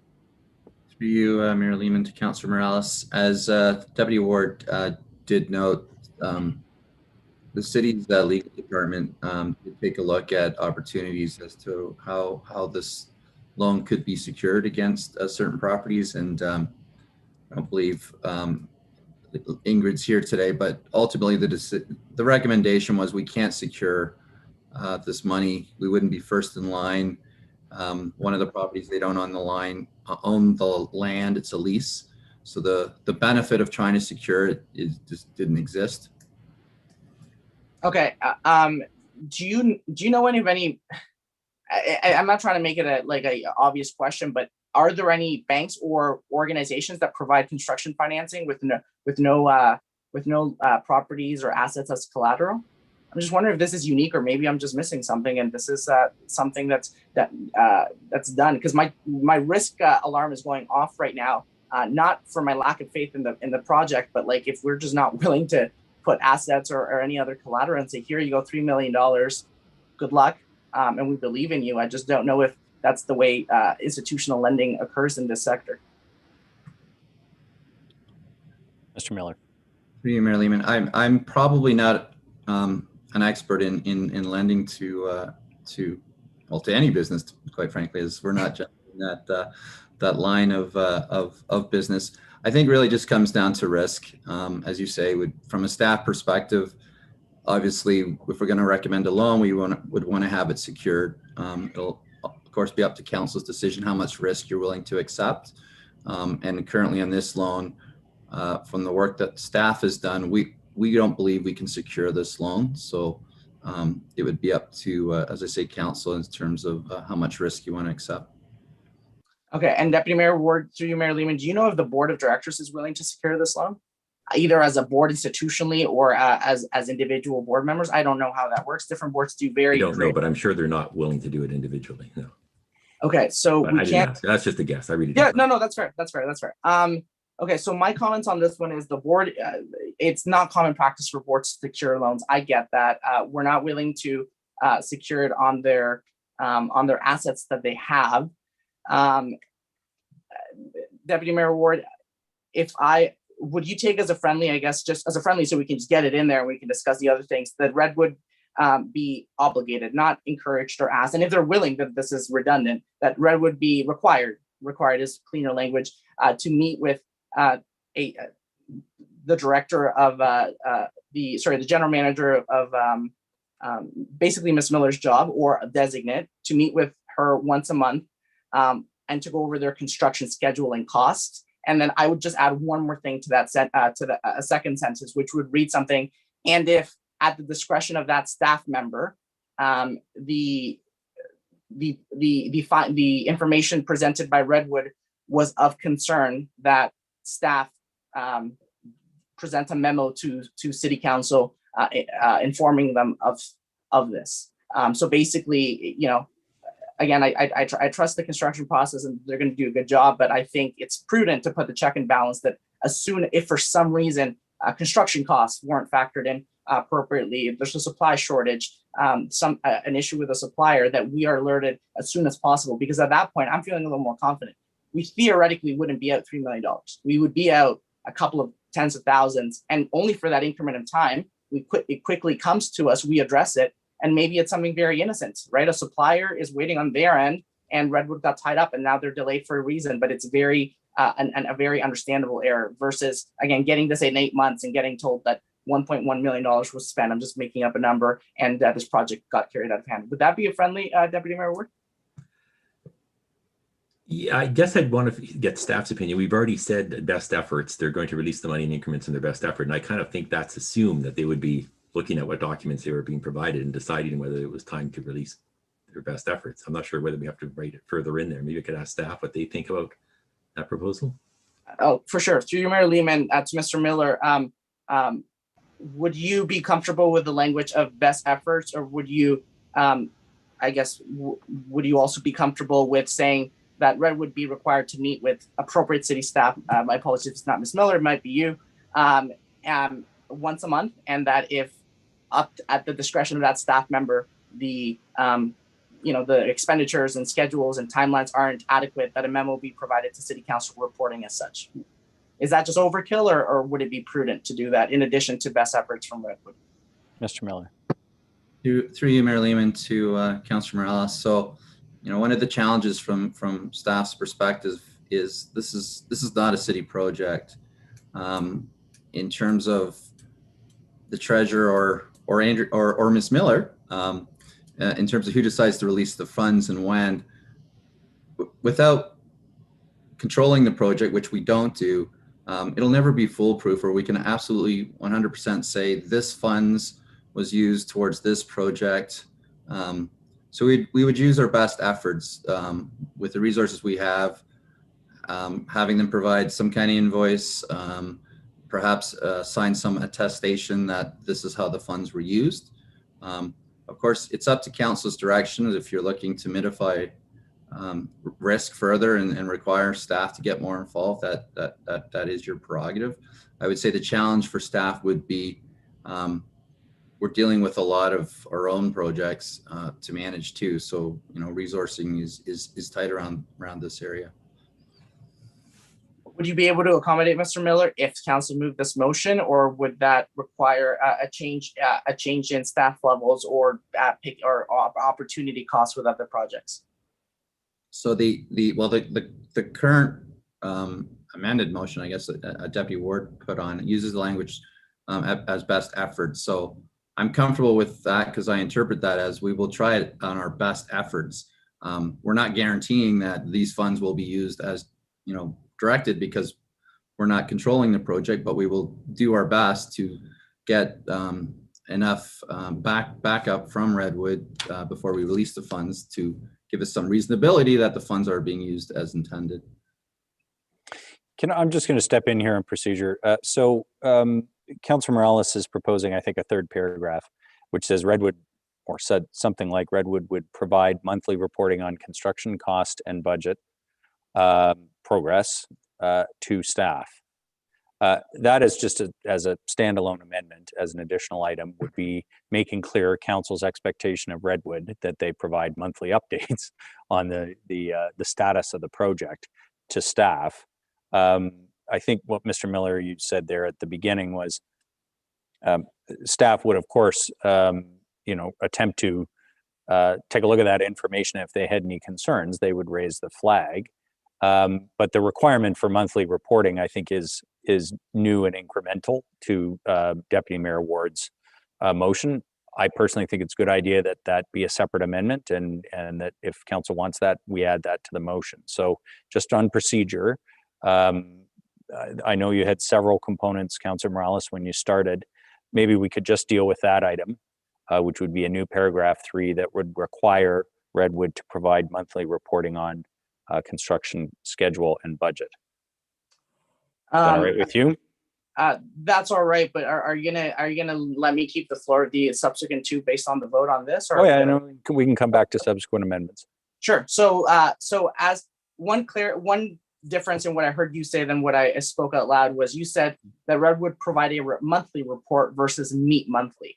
Was that purposeful in terms of a monthly report tying up less staff time versus a in-person meeting, or were you just, was that essentially the same thing, just worded differently? If you want to specify an in-person meeting, we can specify that, although during COVID, that's a problem right now. Mr. Miller, would a report from Redwood, a monthly report outlining construction schedule and costs versus a meeting, a virtual or in person, is there any preference? Through you, Mayor Lehman, a report would be great, and if we have any questions, we would reach out and have it. Okay, perfect. So thank you, Mayor Lehman. So yeah, I'll table the amendment as just as a monthly report from Redwood to the appropriate city staff. Okay, the amendment's on the floor. Any discussion on the amendment? Members of General Committee? Okay, I'll call the question on the amendment. Oh, sorry, Councillor McCann on the amendment. Go ahead. Thank you, Mayor Lehman. I guess I just want to maybe put it out there with council that, I would be supportive of Councillor Morales' amendment, but I have a multiple of other questions that are detailed around the risk of lending this money out. So I just wanted, to voice that out there, that voting yes for Councillor Morales' amendment, by no means am I right now in favor of lending $3 million to Redwood. Thank you. Yep, we'll come back to the main motion. On the amendment that's on the floor, any comments? Okay, I'll call the question on the amendment. Those in favor of paragraph 3 for monthly reporting? Okay, any opposed? None? That carries. Appreciate Councillor Morales, you're working on trying to get it to where you want it to be, or at least closer to it. And you had 2 other amendments. Did you want to move forward with either of them as an amendment? Yes, please. Sorry, I'm just checking my microphone was on. Mr. Miller, I appreciate the frankness of your previous answer, which was, we don't usually lend, we're not a bank, but I'm not comfortable with loaning $3 million unsecured. Like that's a huge amount. And again, best intentions, and I know they're just looking essentially for bridge financing. But if this construction project, if this development project is so strong, and I know you're not, a Redwood representative, but there's a market out there for bridge financing, for construction financing, mezzanine financing, I believe it's called, where it gets you between, having the project, paying for some soft costs, waiting for money to come in, mezzanine financing. So it does exist. Like, this is not something that is, we're not filling a gap for a situation that would otherwise have never occurred. So I have a bit of a concern from securing, from lending $3 million unsecured on best intentions. I respect the reputation. I respect the work they've done so far. But if I'm in the Tim Hortons line with a resident and they said to me, your vote, my vote specifically, did you vote in favor of this project? And if I did, and I'll say yes. And they said, so it was $3 million unsecured. They gave you their promise. You were able to look at reporting monthly, but there was no collateral. There was no liens. There was no security. There was no commitment from a board. And possibly, depending on how this goes, there was no interest rate. So no incentive to actually, go a little bit faster because time is money. I don't want to have to answer yes to this. So do you know of any other do you know of any other municipalities that support affordable housing through unsecured loans in Ontario? I know you have some experience in the GTA, and obviously in your role there's a lot of networking. I'm wondering if there's any best practices on how other municipalities, not counties and not multi-tiered municipalities, but just how cities themselves or towns would approach this. So sorry, Councillor Morales, because there's one of these on the county's agenda tomorrow morning. But you're looking for lower tier municipalities that make these kinds of loans? Is that the question of Mr. Miller? So, Mr. Miller, the question to you is, do you know of other municipalities, lower tier, not counties, that essentially loan money to, I'll call this affordable housing, strategic housing providers, we'll call them that. They're not private developers for sure, that loan monies in the millions of dollars with for loans that are unsecured. And if you do, Mr. Miller.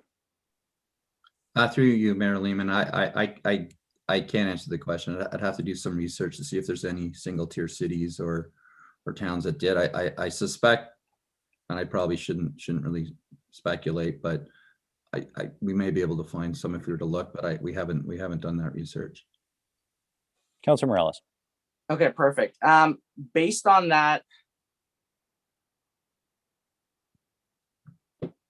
members of council, I want to be able to secure this on their other assets. Staff is telling me that what I'm hearing from staff is if the worst were to come, that we would probably be behind banks. And there's a reason why banks wouldn't, there's a reason why banks want to be up closer if the worst happens, and not in the back where we would be, as banks don't want to lose out money. So banks have a certain tolerance for risk. I don't understand. I don't know why we are accepting a lower level than that. So I'm struggling whether to move an amendment to ask staff that if this loan goes forward, that we go on title with, on some form of land assets. But I get they're being realistic, saying that if worst came to shove, it wouldn't maybe get the success we're intending. But I also can't vote in favor of an unsecured loan that doesn't at least have it on paper. So I'll move an amendment. I'll hear some other comments and we'll get it out of the way that city staff be directed, and the appropriate person, please help me with the wording, that city staff be directed to register the $3 million loan on title on Redwood's assets for the duration of the term of the loan. Okay, Mr. Prose. Thank you, Mayor Lehman. I just wanted to speak to Councillor Morales' amendment. When Deputy Mayor Ward brought forward the item, I guess it was last week for Council's agenda, staff spent a significant amount of time trying to figure out how, if this was Council's will, we could indeed secure the loan. The wording on the agenda speaks to the satisfaction of the treasurer or something to that effect. So Redwood has been very forthcoming, I think, with their information as we have worked through this process. They do own some property. There is not enough liquidity in that property, and those properties already have a primary mortgage holder. The primary mortgage holder is very unlikely to give up their position to advance the city's position. I mention this because I think if members of council choose to extend a loan to Redwood, they should do so with the full knowledge that it is your staff's opinion we cannot secure that loan to the property with any effect. And I wouldn't want an amendment to be introduced that left the impression with members of council that that was possible. We have looked at it for about a week now. We believe it would not have the desired effect.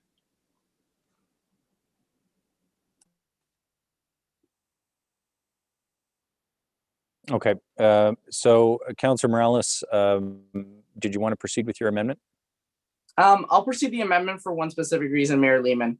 I can't answer a resident if they ask a question of why didn't you at least put it on title. If there was no, again, if at the end of the day the worst comes materializes, which again this whole conversation is worst case scenario. Let's hope it never gets to that.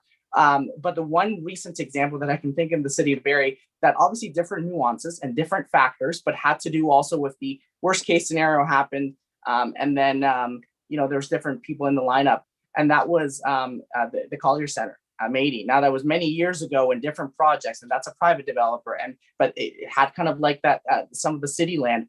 I would like to get as much control as I can from a city perspective when we have either strategic lands or when we're lending money for strategic initiatives. The intent might not materialize as much as a bank, for example, if they're going to hold their position as being first or second or whatever place that there are. But I want, if this is the kind of business we're starting to get into, or we're lending strategic organizations that provide strategic goals in our vision, then every effort, especially when it comes to construction financing, I think is prudent, no matter how small its impact it may be down the line. And here, I guess the last thing I'll say to my amendment is, if my amendment passes and we are secured on the loan, and it's staff's opinion that it will have a very negligible change of us getting paid if the worst does happen, well, guess what? We're never going to have to find out, because for all accounts and purposes,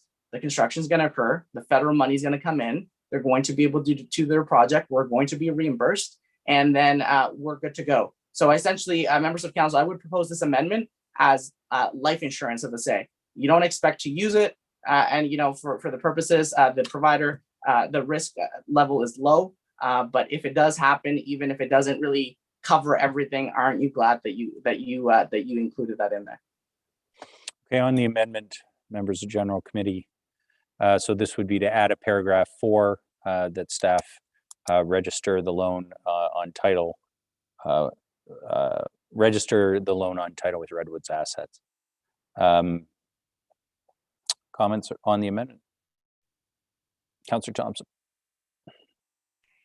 Through you, Mayor Lehman, to Mr. Miller.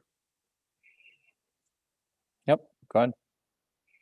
Thank you. Mr. Miller, as the Director of Finance, would you recommend a $3 million loan unsecured with the information provided and with the work that your team has done over the last week? Through you, Mayor Lehman, to Councillor Thompson. Unfortunately, we don't have a policy that deals with loans to social services providers. So, I mean, as we've already discussed, it really comes down to risk. So how much risk is City Council willing to accept?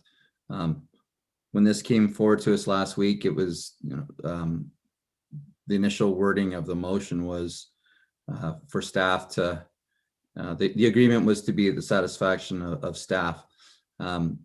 Staff feel that if it's going to be to our responsibility, we want to make sure that loan's secured. So staff would generally want to secure the loan to make sure that the city is covered.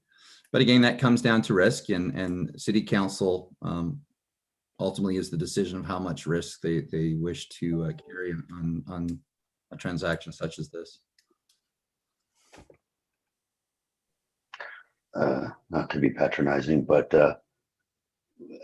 would you be able to give me a yes or no?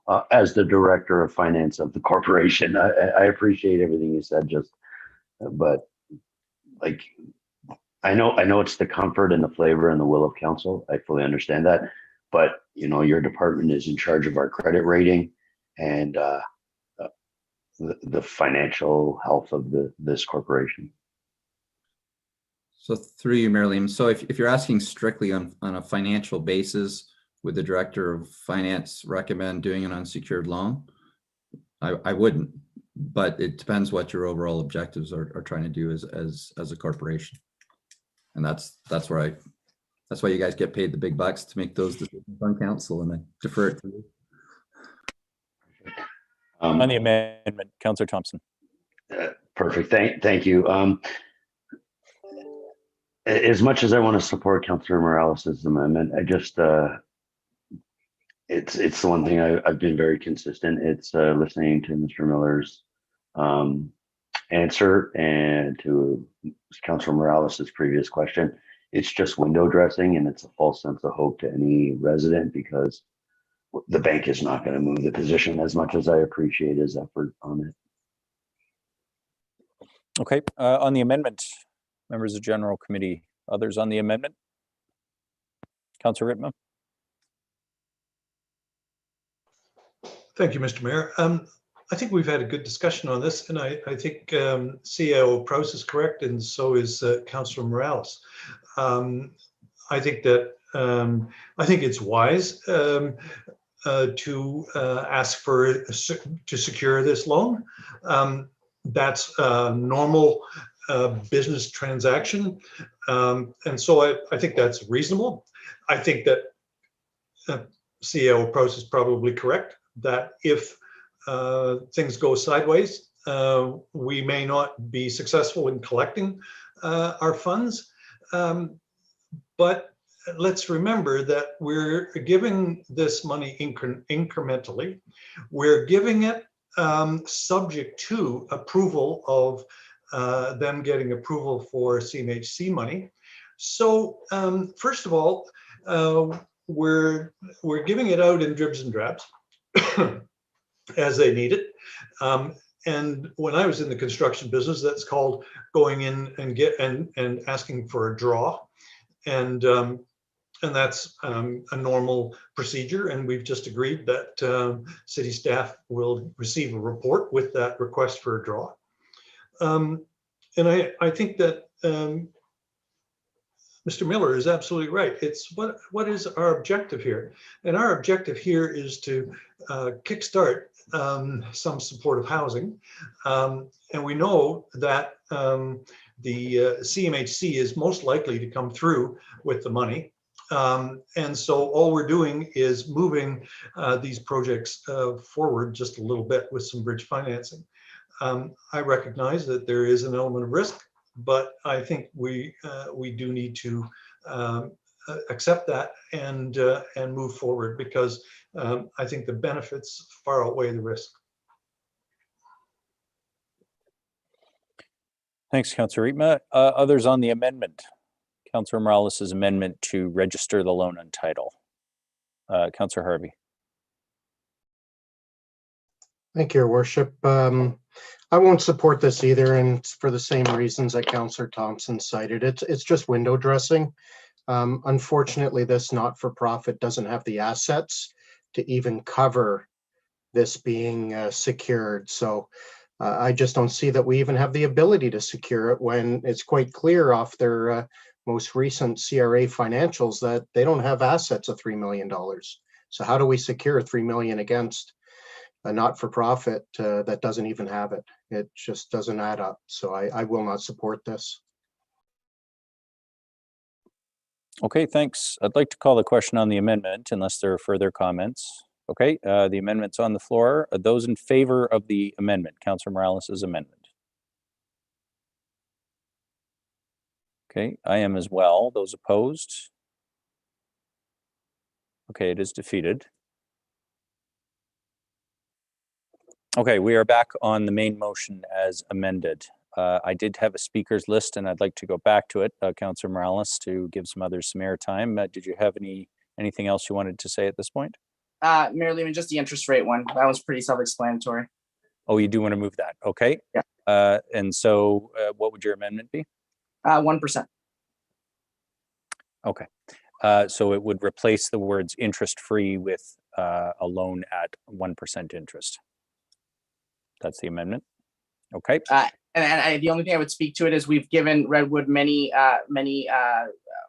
appropriate breaks on other fees and DCs in the past as well.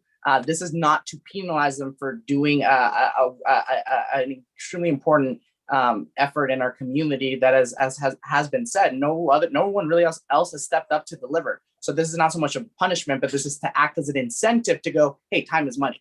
And that 1% is, again, it's not meant to profit from those efforts, but it's to keep an incentive.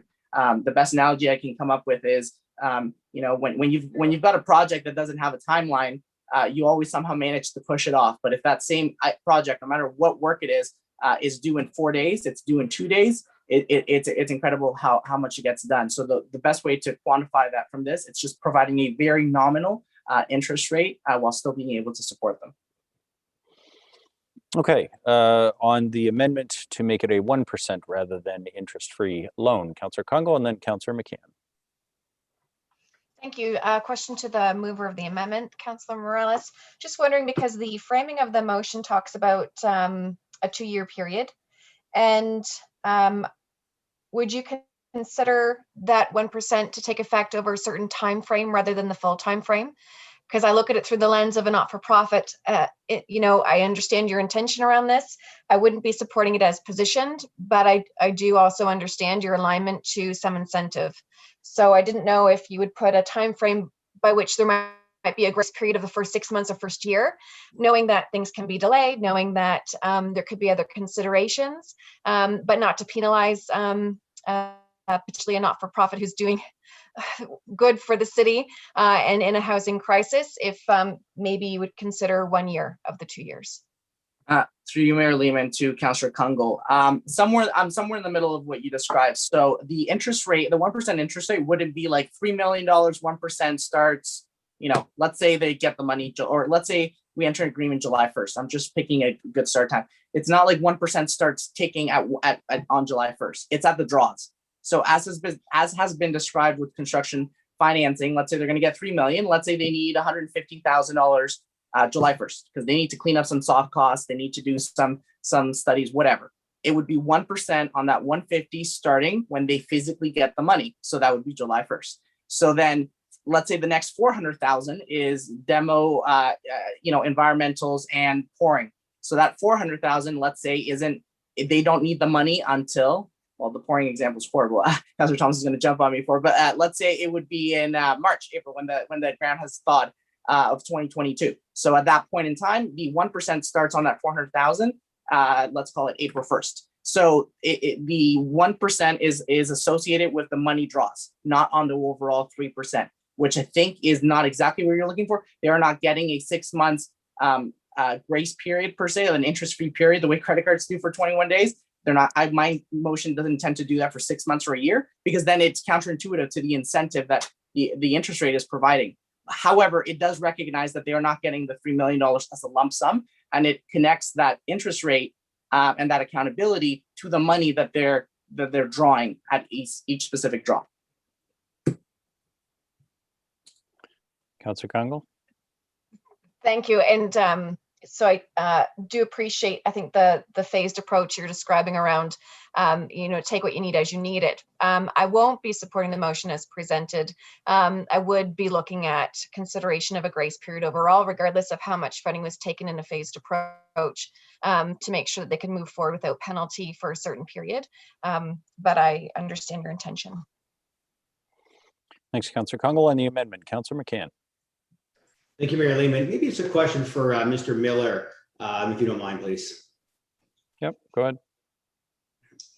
Sure. Mr. Miller, you've obviously done some due diligence, and if we were to approve this tonight and obviously confirm it next Monday, we would have to go out to our lending bank and ask for $3 million, and you're saying that we'd get the loan for about 1.7%, correct? Mr. Miller. Through you, Mayor Lehman. So to you, Councillor McCann, if this approved, it is dependent on Redwood receiving approval from CMCH, or I believe it's CMHC, yeah. No, CMHC. Just to be clear, it's the Canada Mortgage and Housing Corporation. Right. CMHC. Yeah, go ahead, Mr. Miller. Once that's approved, then they were able to then demonstrate the need for the money in the projects, we wouldn't actually borrow the money. We would take it from our current working capital and advance it to them. So we have enough cash on hand that we'd be able to provide that loan. Okay, I appreciate that, Mr. Miller. Councilor Morales, maybe if you don't mind, maybe I could ask you to maybe change your amendment and maybe do something maybe a little more creative that put a little more pressure on Redwood, and maybe in the end result be better for the city. Right now we're saying that they have 2 years to pay us back. Why not asking for a loan of 2%? And if they pay it back within 2 years, then they would get back and the percentage that we charge them would be a gift. Through you, Mayor Lehman. Sure. So would be credited back to them as a repayment of sorts. Is that what you're discussing, Councillor McCann? Basically, they're asking for $3 million without getting too far down the rabbit hole. In 2 years' time, they repay back the whole $3 million. 2% on $3 million is what, 120 grand. We would actually reimburse them the 120 grand of at 2% interest. Thank you, Councillor McCann. I think those numbers are off a little bit, but Councillor Thompson, through you, Mayor Lehman, if I could defer and punt it over to Councillor Thompson. He has incredible experience with construction contracts, and that's an asset skill he brings to the table. I like where Councillor McCann's going with on this. It's incentives to do a good job. Again, they're going to do a good job. Everybody operates from a good perspective, but I think he might have some experience, at least as to how infrastructure and construction projects work. I know this is a development and this is a strategic housing, but I think maybe Councillor Thompson could provide a little bit better feedback on the structuring and what to do with that percentage. Is it paid back or what? If do that. Yeah, so I'm a big fan of Councillor Thompson's construction experience too, but I'm just going to stop us for a second here because we are 100% boiling the ocean now. So the amendment that's on the floor that Councillor Morales moved is for 1% interest. Councillor McCann, I think, has got a good suggestion around interest-free if paid back on time or however those terms might work. I think what we're missing in all of this, if I might, and I'll just go back to Deputy Mayor Ward because I want to confirm this before we go any further, is the discussion that you've had with Redwood, Deputy Mayor Ward, is the intention here that they will draw down this loan based on construction progress. So they build something, they incur $250,000 worth of framing costs, and they're going to pay the carpenters who do the $250,000 of framing. And why that's important to Councillor McCann's point and Councillor Morales' point is if it is a draw, then the interest levels are based on the draw. If it's not, it's not. So can you just confirm the conversation you had with Redwood about the nature of the loan? I think the way you described it, they would need the money as the various stages of the project went forward. That's for Lily, and the other project would be for largely in the planning, architectural drawings, that sort of thing. So okay. Yes, they would get the money out to pay for the work as it went along. So I might suggest, members of General Committee, I think we can come up with the terms. Good discussion on that. I think we're at a good discussion point right now on this issue. But I do think we're going to need to consult with the organization that's actually doing the project to understand what the impact of our various thoughts here might have. So I'll go back to you, Councillor Morales. Okay, thank you, Mayor Lehman. I appreciate that clarity. And if I can, through you to Councillor Thompson, what creative and successful incentives, Councillor Thompson, and I know construction and roads and pipes might be different than affordable housing, but what incentives have you seen that work when as it relates to if you complete it within X period of time, you keep either that money in the contract. In this case, there's no money in a contract; it's interest rate. So how would you, if at all, could you provide any recommendations or insight into what you've seen work in the past before? Councillor Thompson. Through you, Mayor Lehman. Thank you, Councillor Morales, and I appreciate your vote of confidence in me, but I think questions like this should be directed towards staff who work in the planning department and technical questions like that. It's my skill set is in a certain sector of the industry, and I don't build homes, but I do appreciate the offer, but I would hate to provide information that was unobtainable or even reasonable for the provider of the build. Okay, thanks. Kind of the point I was trying to get to too. Go ahead, Councillor Morales. Thanks, Councillor Thompson. If nobody has an answer, if we don't know the best practices of other municipalities at the current moment, yes, Councillor McCann, I'll accept yours as a friendly. So that's let's recap. That's 2% interest rate, and that it is waived or it is refunded to the organization at point of completion. And you said 2 months. 2 years. Is it point of completion, or is it that as long as they pay us, if they pay us back within 2 years, then that interest rate is waived, because point of completion of the project and point of securing the funding from CMHC, literally in the account, in the checkings account, two different things. So if you could just provide clarity on your amendment, and I'm happy to accept it as a friendly. Thank you, through you, Mayor Lehman. Thank you, Councilor Morales. You know, we've had a lot going on this afternoon, but it is a loan for 2 years they're asking for, correct? Yeah, so I'm just following what the motion says, Councilor Morales. I mean, I think if I'm reading this correctly, it'll get paid back months, like maybe 9 months, 10 months before the completion date. But just to keep this simple, the incentive is that doesn't cost city money, that you know, we don't do very often.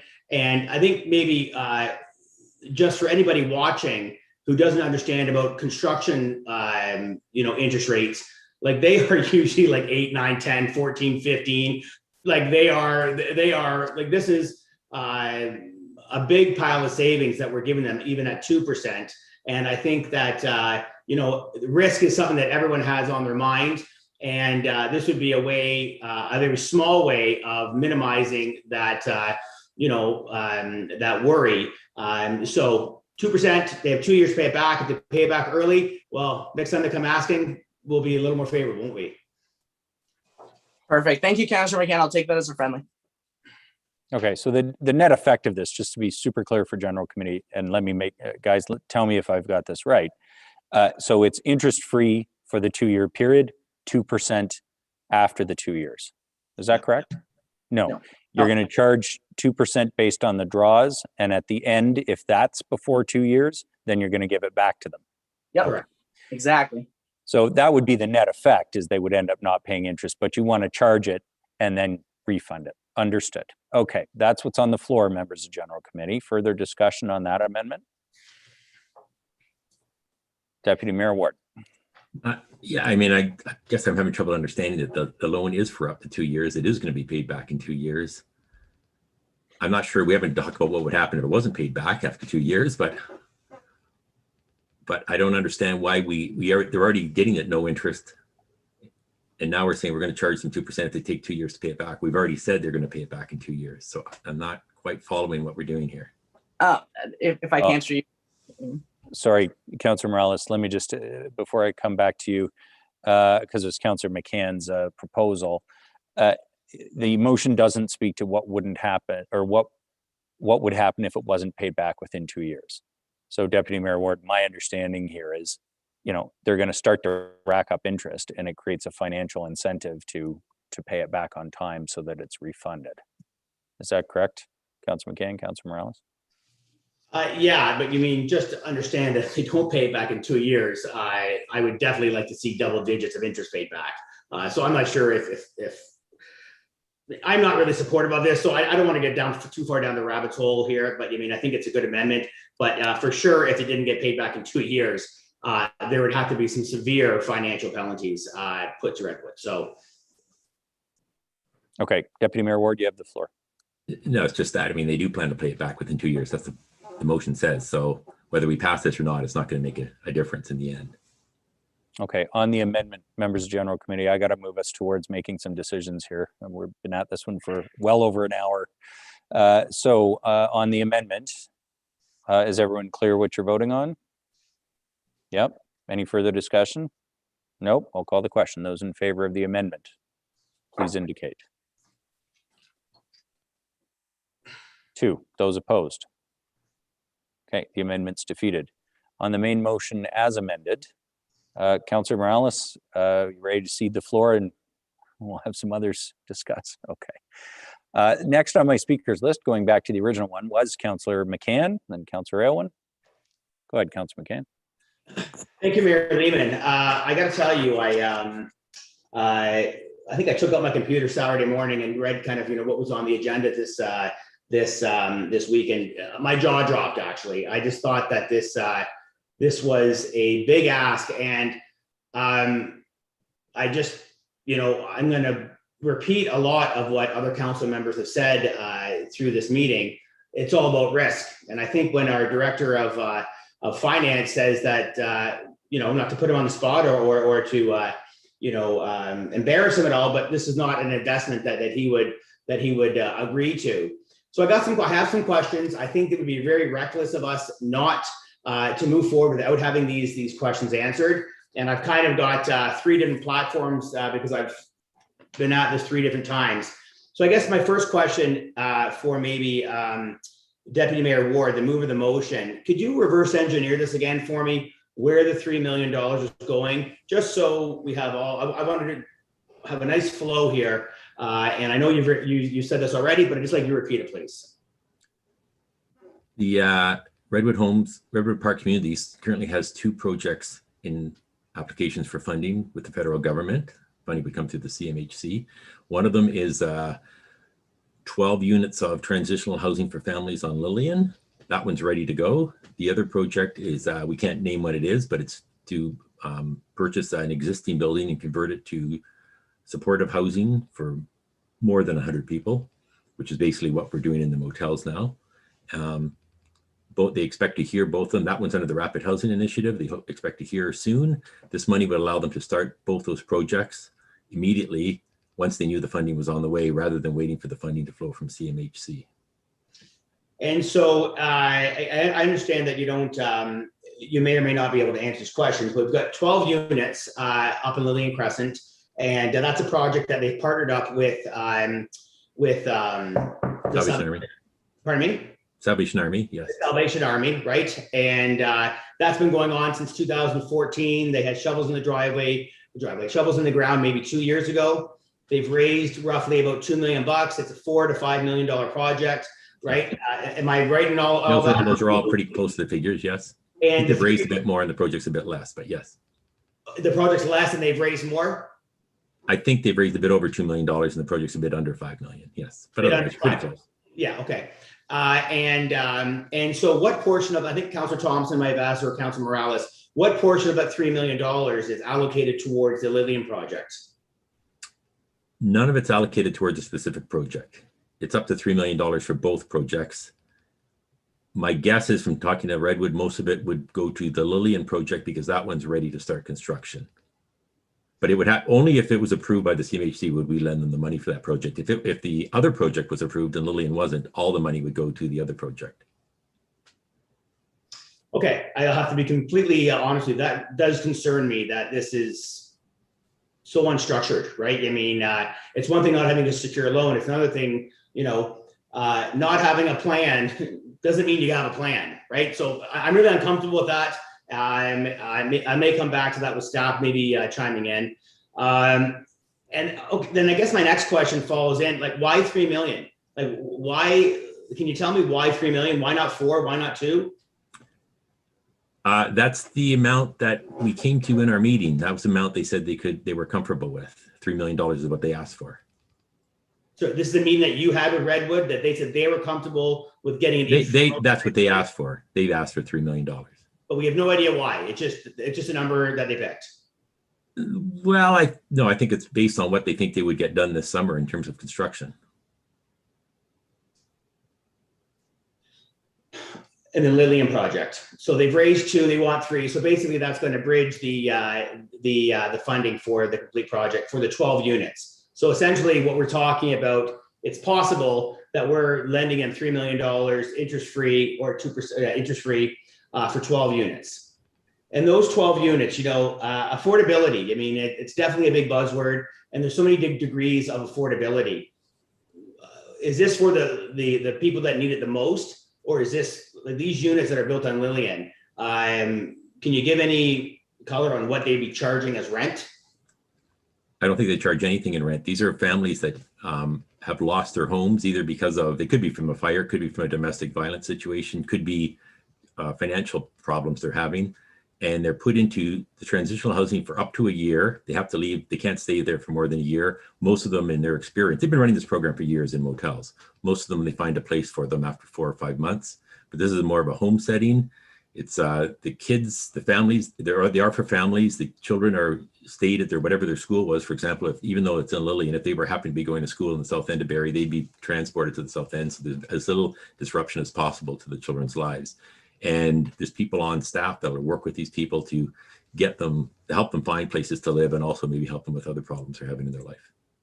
It's wraparound services. So it's actually not it's not under the affordability umbrella then. It's not an affordable housing project. It's transitional housing, and okay. It's already being done by the county through the Salvation Army. Right. Okay. I guess maybe I have a question for Mr. Miller, please, through Jeff. Mayor Jeff. Mr. Miller. Has staff done a default risk? Have we evaluated what the risk is moving forward on this project? And I know you've had a week to go through it.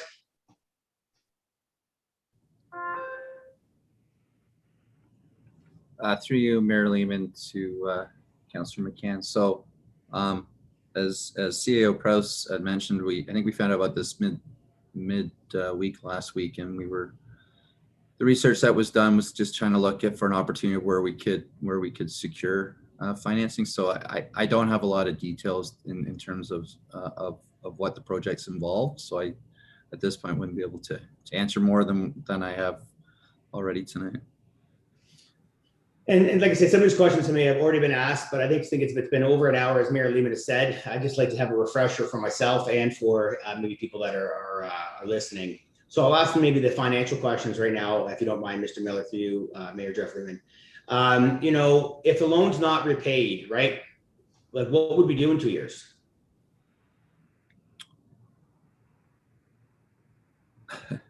Well, through you, Mayor Lehman, to Councillor McCann, that was the intent of why staff would recommend trying to secure the loan in case there was a risk of default. But we'd have to sue them, right? Like that really is the only recourse. We would sue Redwood in 2 years if they didn't repay the loan, right? Like that is our only recourse, right? I would have to defer to legal for okay. That question. Is legal on? Mr. Mills. Through you, Mayor Lehman, to Councillor McCann, I would want to review that with our legal counsel and report back on that, but a lawsuit seems like the obvious course. Okay. All right. But you don't feel comfortable that you want to come back with that answer at a later date? Yes, I would. Okay. I can respect that. Maybe next question is, why not wait until Redwood receives the funds from CMHMC? Like, what is the urgency that we have here? And I'm guessing that would go maybe to you, Mr. Miller. Through you, Mayor Lehman, I'd have to punt that one over to Deputy Mayor Ward. Yeah, the mover of the motion. Go ahead, Deputy Mayor Ward. It's so that they can start construction, start work on these projects right away, it's basically to advance the thing. It may be several months before they can get the money from the CMHC. It would allow them to start almost immediately upon the funding approval to actually start these projects. Okay.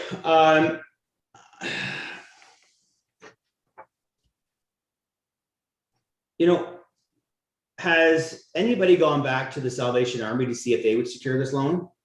Since they do own the building, right? Yeah, it's a large church property and land. Deputy Mayor Ward. I do not know.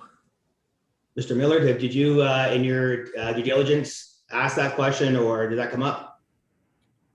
Through you, Mayor Lehman. So with the assistance of the city's legal department, we didn't talk with any specific parties. We looked at title of properties and what was realistic or not. Okay.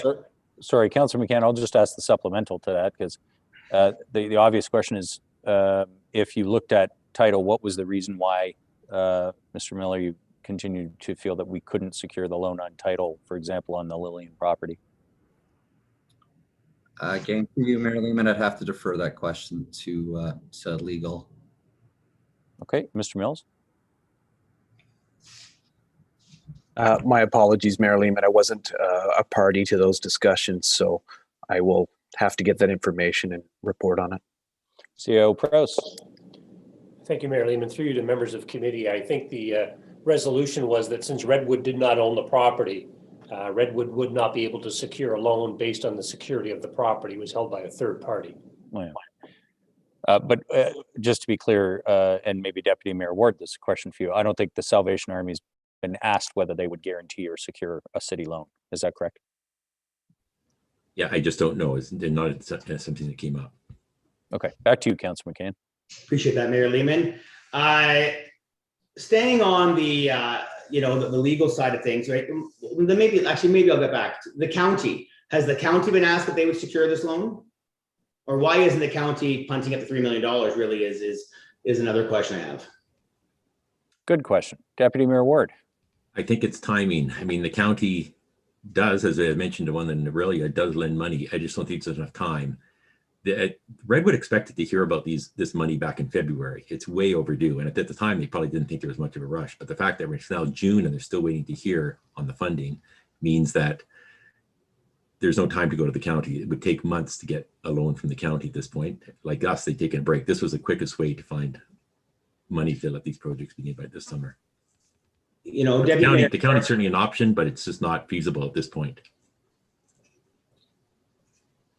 Yeah, it would be great to have by next week, have something a little more concrete, maybe even in writing from the county on why they're not participating and why they're not maybe even securing this loan, if that's even legal.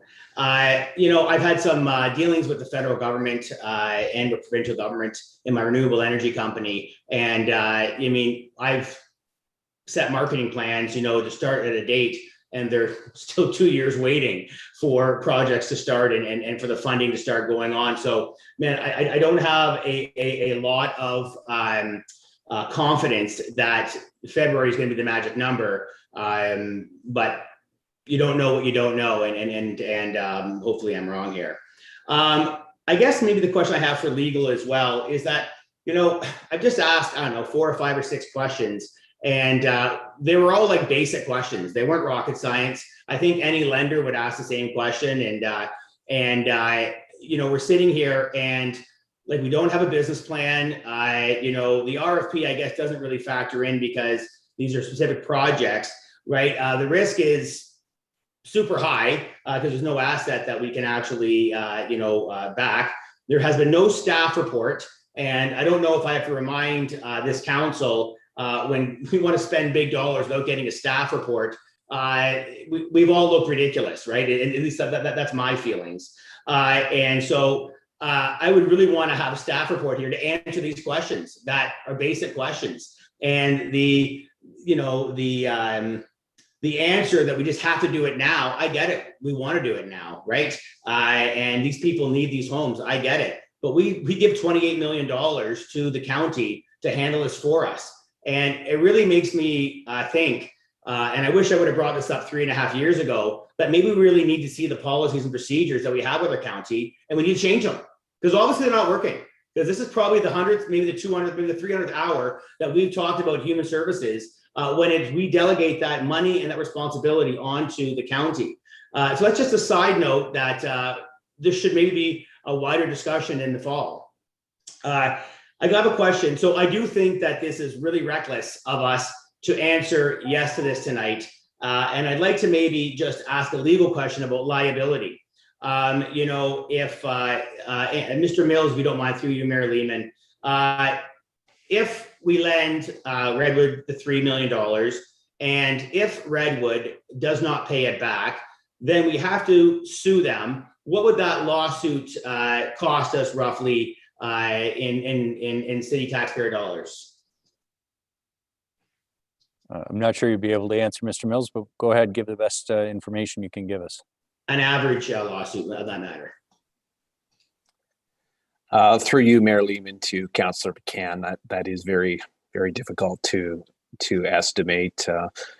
Litigation can run from hundreds of thousands to over $1 million.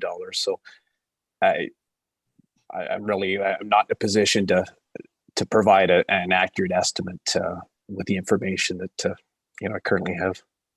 And I appreciate that, Mr. Mills, and I appreciate your directness. I really do. I appreciate it. And I guess I would just say it's another added cost that we're going to have if we go down that route. And I think that whenever you're entertaining a project, you need to plan for the worst and hope for the best. And I understand that this is a passion project. I understand that we all want to do this. We all want to help, but we also have to help out 150 other thousand people that live in our city. And I do have one last question for you, Mr. Mills, if you don't mind, through you, Mayor Lehman. If, what liability would this council have if we lent the money to Redwood, they did not pay it back? Could we get sued for misuse of public funds? I guess I'll ask that of the clerk. Mr. Browse. Thank you, Mayor Lehman. Through to Councillor McCann. I think we're going down a slippery slope when we start to do hypotheticals about potential liability and things like that. I'm not sure it's going to serve the deliberations of council, and I'm not sure, in fairness, that legal could provide you with a realistic answer based on a hypothetical question.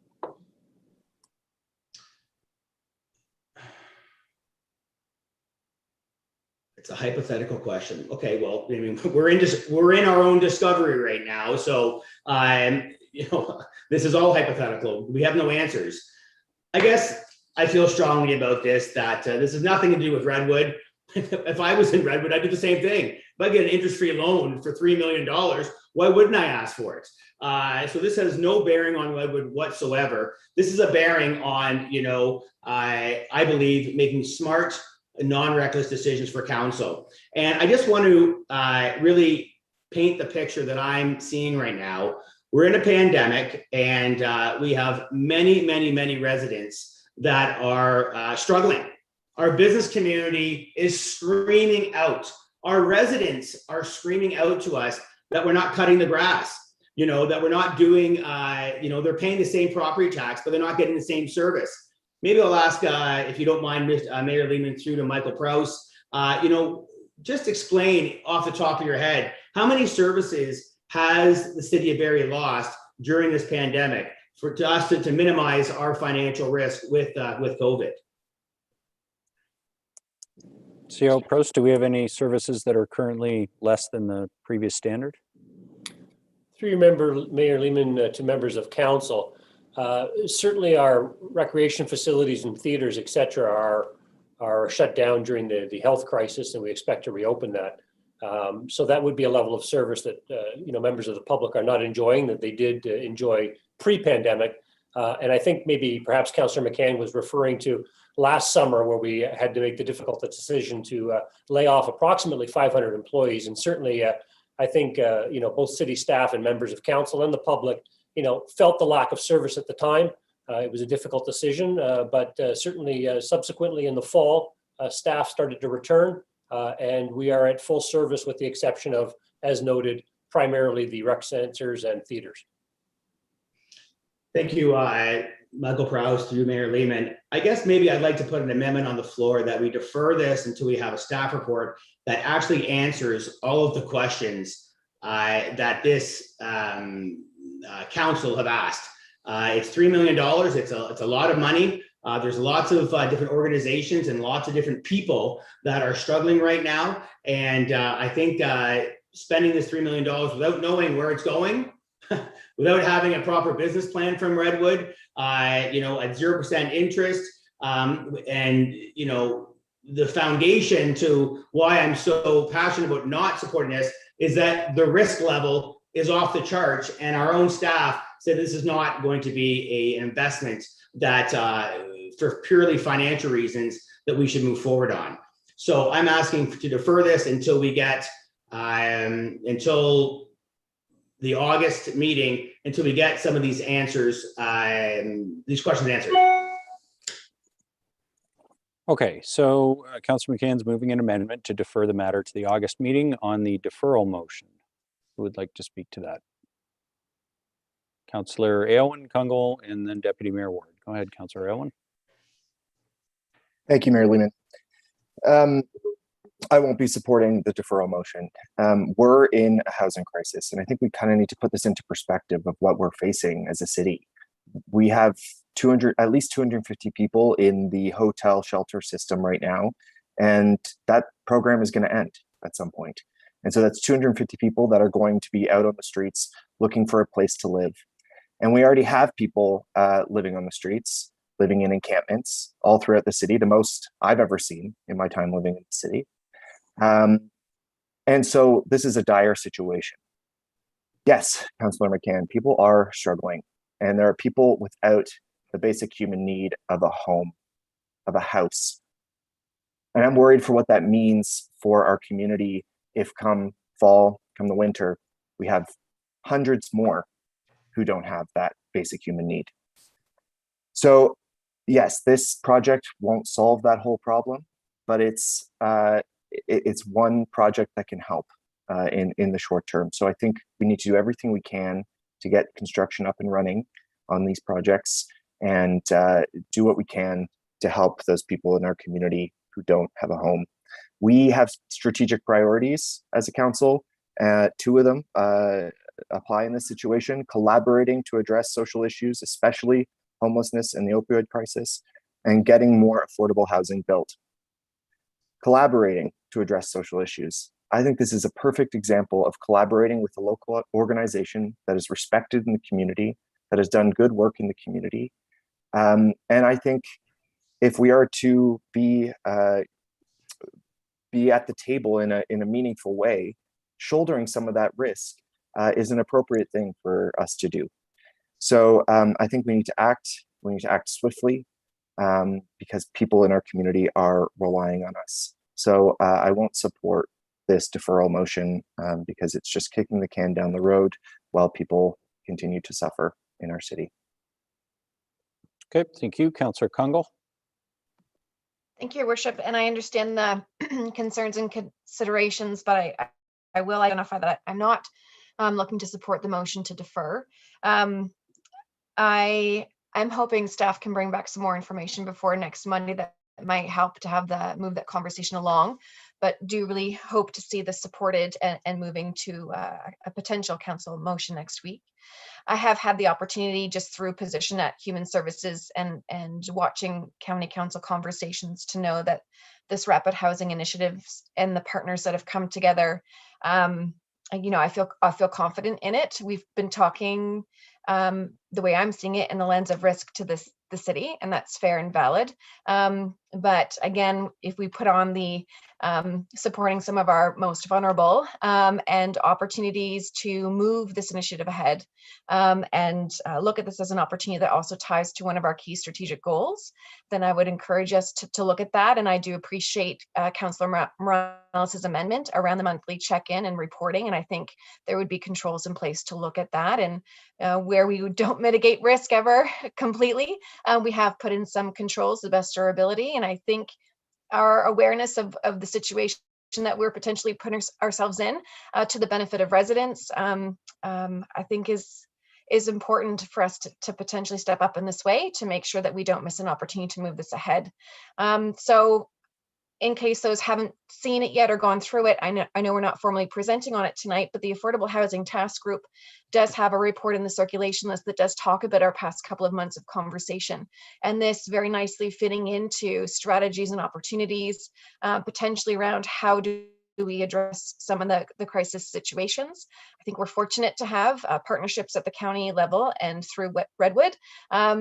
I've only seen them do well by the community around what they've brought forward. So I'm confident that I think we're in the best position for knowing what we know to take this opportunity to see about being bold and leading in this area to bridge an opportunity to make sure that there's not a financial delay that is impacting our ability to move ahead. And I think encouraging that we've seen this come through the county through a rapid housing initiative, and it's been well vetted around partners, and it's been part of ongoing conversations for the past six months, I believe. Okay, thanks, Councillor Kungl. So just to be clear, we're on the amendment, which is to defer the matter to the August meeting. Councillor Morales on the deferral amendment. Thank you, Mayor Lehman. On the deferral amendment, I agree with the point that we need to bear some of this risk. I think approving this deferral is achieving the comments of we need to bear some of this risk. Bearing risk is not accepting risk blindly. Bearing risk is knowing what you're getting yourself into, which there's still more questions than answers, at least two very important ones, and then making a calculated co-investment and bearing a risk for a community partner that is stepping up and providing a gap that no one else is able to provide. And I guess I'll also reference the other point about people suffering. I don't think anybody is questioning the fact that we need more housing. That's great. We need it. Again, kudos to them for stepping up when the industry hasn't stepped up. But as the point was so enthusiastically made in a debate a couple months ago about purpose-built student housing, not addressing the now, because those units wouldn't come on grid for years. If we approve this tonight, let's say we gave them the money, it would, those people that we're talking about tonight that are suffering would not magically get a unit tomorrow or a week from now, or even a couple months from now. So the current suffering, is not going to be addressed now.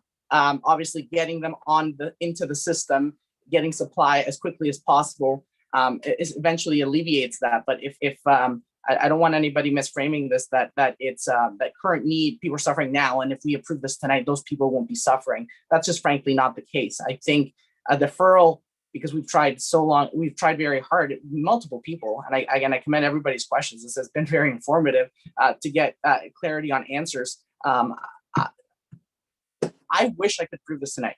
I wish there was a happy medium where I personally could vote in favor of this tonight, and any risk factors were mitigated, were answered, or were dealt with. The reality is that that's not the case. So this is a tough situation. Obviously, we all want to make the right decision, but if that extra time allows us to arrive at a better answer, then so be it. Even though I wish I could, I could vote in favor of this now. Thanks, Councillor Morales. Are there others who wanted to speak on the deferral motion? Councillor Jim Harris, Councillor Riepma, and then Deputy Mayor Ward. Yeah, thank you, Mayor Lehman. Certainly lots to take in. I was wondering, obviously the deferral buys us time, which potentially provides opportunity to get more information and make the decision, as Councillor Morales had mentioned, a little bit easier understanding how much risk additionally we're able to mitigate.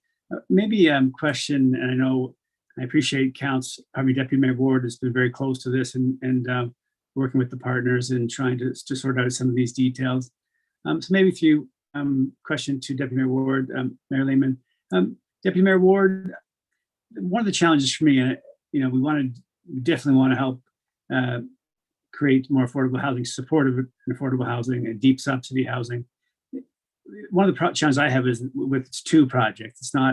It's a 12-unit one plus this other one, which you mentioned is 100 plus, which to my understanding is really important. From the perspective of Redwood, if we did delay to August, how much, or can you answer how much impact, if any, might it have on their operations to go forward with the 100 plus housing project? Thank you, Councillor Harris. Well, it's hard to know because we don't know how fast the funding is going to flow from the Rapid Housing Initiative. I mean, I know it would delay, it would put it 7 weeks behind than if we don't delay this, because they'd be able to start work immediately upon hearing that it had been approved for the project, the large project.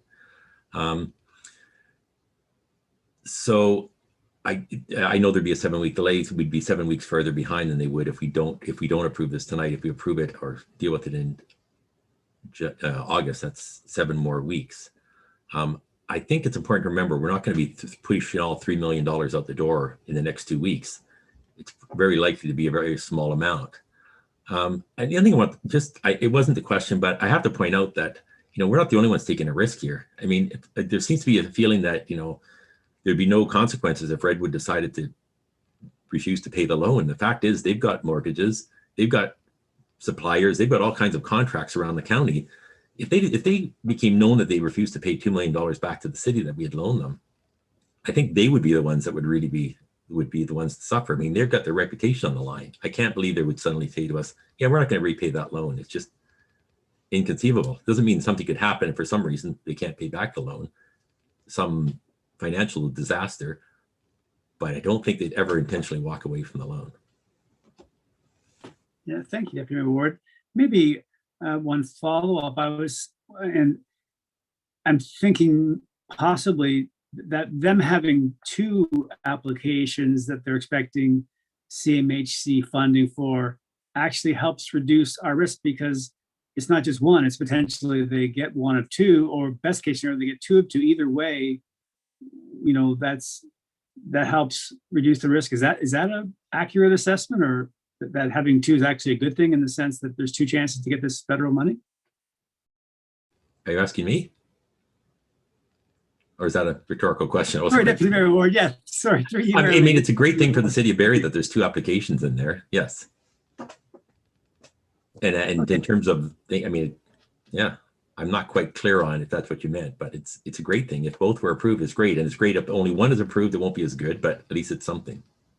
Okay, thank you. And that helps reduce our risk. They've got two shots at this, and very likely with the county. I'm just curious, is part of the county, maybe again through you, Mayor Lehman, I apologize, this is caught earlier, but with the county already having a financial commitment to the Lillian, is that based largely similarly on the receiving of this CMHC grant, or could it be other ways that they got the money, but that they are committed either way to Lillian?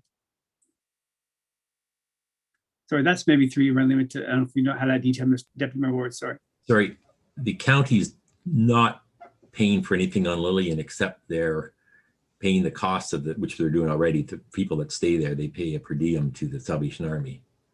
I don't think the county's putting any money into it. I may be wrong, but I don't remember seeing any county money into it. Okay, thank you for clarifying that. Thank you. That's the only question I have. I do think where this is moved tonight with both what Deputy Mayor Ward has brought forward and what Councillor Morales has added with amendments, I don't know that a deferral to August is required, so I won't support the deferral. Thank you. Okay, thanks, Councillor Harris. Next, I have Councillor Riepma. Thank you, Mr. Mayor.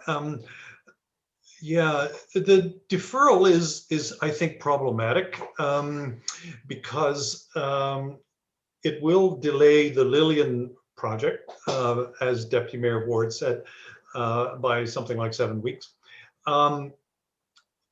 But I think the other one, which I think is really the one that we will really make an impact in our homeless situation, it's for supportive housing, and there are some decisions that have to be made, and they have to be made fairly soon, or very soon. So I think by delaying it for a month or more, we are going to run the risk of derailing that project altogether. And I think that would be a terrific loss for the city. I'm sensitive to the risks that the city is concerned about. And I think that the risk is mitigated to a large extent by the wording of the motion that makes it subject to the approval of CMHC. So we're really supplying a bit of bridge financing to let these projects go ahead and let them go ahead now. And that's assuming that Redwood will hear from CMHC in the next week or 10 days or something like that. So I think that our risk is very low. And I think it's something that our staff can manage quite well. But I do think that it's really important that we move forward, because I think it puts the bigger project in jeopardy. Okay, thanks, Councillor Riepma. Deputy Mayor Ward on the amendment to defer. No comments. Maybe if I can call the question though. Yeah, I'd like to call the question as well. Any last comments? Councillor McCann, Councillor Harvey? Thank you, Mayor Lehman. And maybe just maybe some point of clarification from Councillor Riepma on some of his comments. I just want to just clarify some of the things he said. Okay, Deputy Mayor Ward, did you move to call the question? Yes. Okay, so a motion to call the question, Madam Clerk.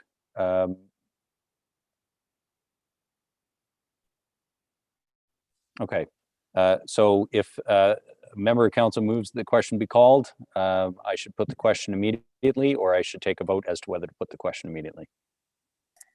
Oh my goodness. When someone's asked to call the question, we call the question. Yeah, that's what I thought. Point of order, Mayor Lehman. Did you just override your own? Did you just override your own ruling, Mayor Lehman? So Deputy Mayor Ward, question. Councilor Morales, there's a specific motion in the procedural bylaw to call the question, and I'm going to the clerk for advice on that motion. But you did that after acknowledging Councillor McCann to ask his question. So are you overruling your own decision as chair? Because I want to make sure. I want to make sure I'm chairing the meeting in accordance with the procedural bylaw. Is that all right with you, Councilor Morales? Well, it's not me you have to ask. It's Councillor McCann who you acknowledged. No, it's not. I'm the chair of the meeting. We have a procedural bylaw which we're required to follow. I'm going to the clerk on the procedural bylaw. Madam Clerk, the proper procedure when a member of council calls for the question is what? Is for the question to be called. Okay. Is that understood, Councilor Morales? Yes. So to clarify, are you overruling your own ruling? I'm with you. Yes, Councillor McCann and Councillor Harvey cannot speak. The question's been called. There you go. Okay. Okay. Is that clear? Yep, okay. That's clear. So we're now going to vote on the amendment to defer the matter until August. Okay. Those in favor of the amendment to defer the matter until the August meeting. Those opposed to the amendment. Okay. So the main motion as amended is back on the floor. I have entirely lost track of who had the floor, but I believe since Councillor McCann moved the deferral motion, he's still got the floor. Councillor McCann, back to you. Thank you, Mayor Lehman. So we are now voting on the main motion. We're in debate on the main motion again. Yep. I am just completely confused with this council. I have to tell you this. I just don't know what direction that we are going, and there's so many unanswered questions that I just have to reiterate that if we vote yes for this, this is completely reckless, and I will definitely be asking for a recorded vote next week because I just don't want any part of this. But unfortunately, I have to. I asked some very simple questions on, where the $3 million is going. No one knows where it's going. I asked why the $3 million, because Redwood asked for it. Interest-free loan. I don't blame Redwood in any degree. I think that they're doing good, smart. If they can have enough council members to give them a $3 million loan for free, any good business would do that. We asked for, staff to, evaluate default risk. They can't give that to us. They asked if, we as council members could be liable, for misuse of public funds. The answer was you can't talk in I can't remember now. And we asked if the county could actually fund this or the county could actually secure this. And no one's willing to wait any amount of time to find out if they will. We've asked if the Salvation Army, who owned the property, would be willing to secure this. And it doesn't seem that anybody's willing to see what that answer is. And so we're planning on voting tonight blindly because we feel that 12 units are the absolute strongest necessity that we have right now in our decision making. So I just think that this is reckless, and I feel like I'm talking in circles. I'm just really blown away with this council tonight. So thank you, Mayor Lehman. Thanks, Councillor McCann. Councillor Harvey.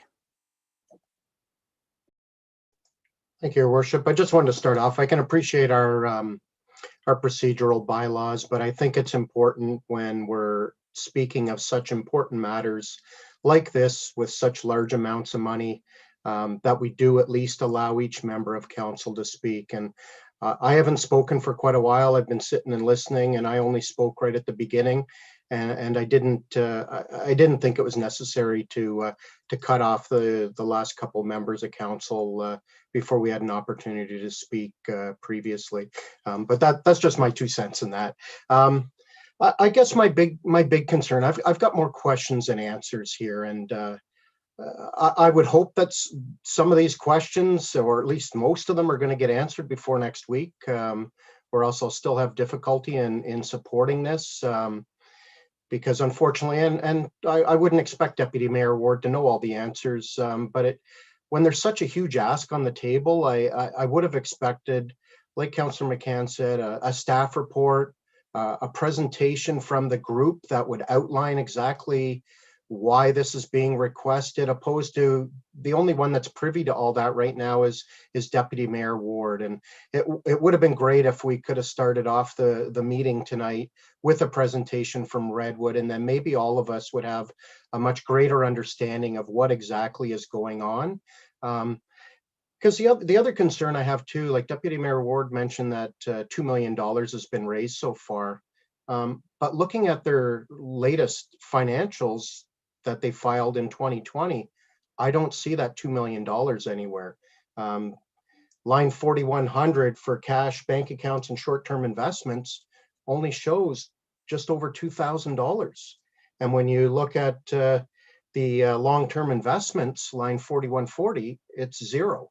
So I'd like, I mean, is the 2 million already used? Is that the situation? And that's why I just say we've got way too many questions and not enough answers. And that's why I hope that I would suspect the people from Redwood are obviously watching. I would love to be able to support this, but I'm just in a position right now where I've just got way more questions than answers. And if we were talking about a couple $100,000, this would be a lot easier decision, but we're talking about $3 million. And so until I get some further clarification with all of this, and a little bit better security when it comes to the securing of this loan and opposed to us taking all the risk, because I know some have spoken about sharing the risk, but the reality of it is right now, it's 100% risk on the city of Barrie, the way this is being tabled. And I'll leave my comments at that, Your Worship. Thanks, Councillor Harvey. I haven't weighed in yet myself either, and I will before we call the vote. I do want us to move towards a vote on the main motion. We are at general. Anything we do tonight is still up at council next week, of course, as well. Councillor Thompson, then Councillor Jim Harris. Thanks, Mayor Lehman. I'll try to get us to that point, hopefully, and I have an amendment. So the wording of Deputy Mayor Ward's motion, with an interest-free loan up to $3 million, with $1 million over the summer until the August meeting, that all draws of the money be for construction costs and no operation costs of Redwood salaries. All draws must be supported with construction invoicing.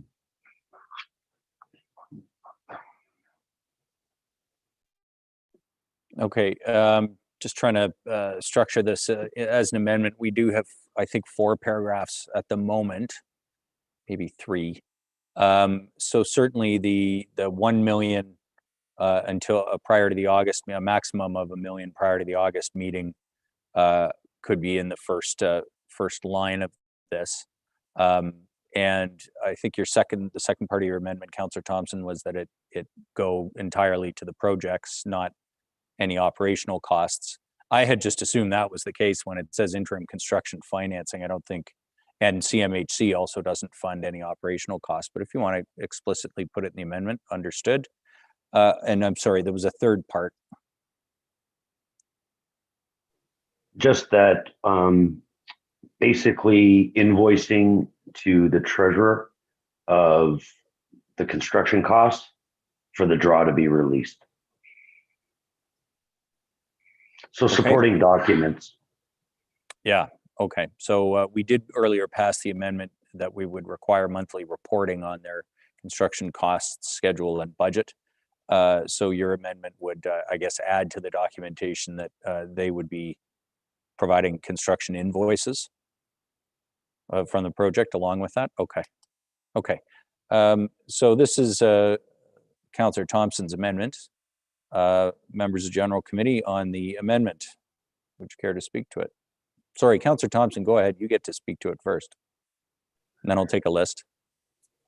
Thanks, Mayor Lehman. I'll be really quick. I understand the uncomfortableness of the whole motion and the ask of the 3 million, and knowing the time of construction and scheduling. So delaying it, like Deputy Mayor Ward said, would be 7 weeks.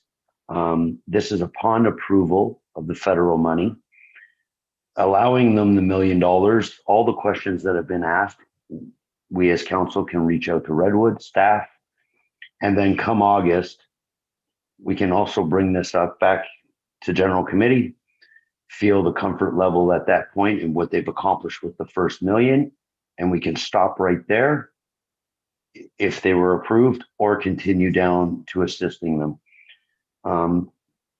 So that's pretty much where my amendment is. It's just some more checks and balances to try to get us to a place where, you know, it's hard because we can't discuss some of it. So, but I think we're all privy to that information, that realized that probably within a year and a half's time could really make a big impact on this community. So that's where my intentions are with this amendment. Okay, who wishes to speak to the amendment? Councillor Jim Harris, then Councillor Kungle.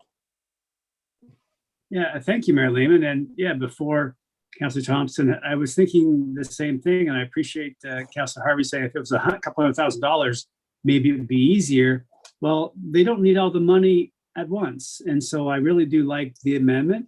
It gets things started, which is the concern that was going to be a delay. They don't need it all. It's going to come out as a draw with controls that both Deputy Mayor Ward and Councillor Morales have put in place. I like the extra detail from Councillor Thompson, and we don't have to do the full amount. It gives a check that Councillor McCann had said about August, having more information. So I think from my perspective, that's what I was thinking. Maybe we could reduce the amount and bring it out over more time. So Councillor Thompson, I will support your amendment. I think it hits the balance. Okay, thanks very much. Councillor Kungle on the amendment. Thank you, Your Worship. So I'll support the amendment in alignment with Councillor Harris's comments on it around moving us forward. I'm hoping to get some appreciation if there are things I don't understand about it around the impact to Redwood. And I didn't know, Councillor Thompson, so my assumptions based on the amendment you've tabled around showing the expense report or invoicing in order to release the money. So I understand that that would mean that Redwood would have to put the upfront cost, be it a loan or some way have to finance it upfront before they're reimbursed for it. Is that correct? Because I guess my biggest concern is, do they even have that capacity for bridging them to be able to move forward regardless of the August timeframe? Through you, Mayor Lehman, if I may answer. Go ahead. So most times services are provided end of month invoicing, 30 to 90 days payment, which with them meeting on a monthly basis with staff, they would be able to provide the documents, and our staff move a lot faster than the federal government. So yeah, that wouldn't be it. So there would be no upfront costs. The only thing that they would have to worry about is how they pay their staff and their employees, which would be probably on a weekly or bi-weekly basis, which this is supposed to be for construction costs and not their operation. Okay, thank you. On the amendment, members of General Committee. Okay, okay, go ahead, Councillor Riepma, then Councillor Harvey. I'm generally supportive of the amendment. I wanted to ask Deputy Mayor Ward, do you see any impact on Redwood of this amendment? Is there some consequence that we may not see right now? Thank you. I don't know, and I guess they have one of the great things about having our system of General Committee this week and Council next week is we have a week to hear from them whether they have a problem. There's some technical reason that this is going to create problems. So I'm sure they're watching right now and they'll let us know if there's a problem.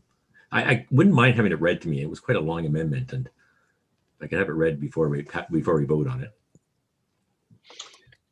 Yeah, we're going live, Barrie. We're going live here because I actually just was.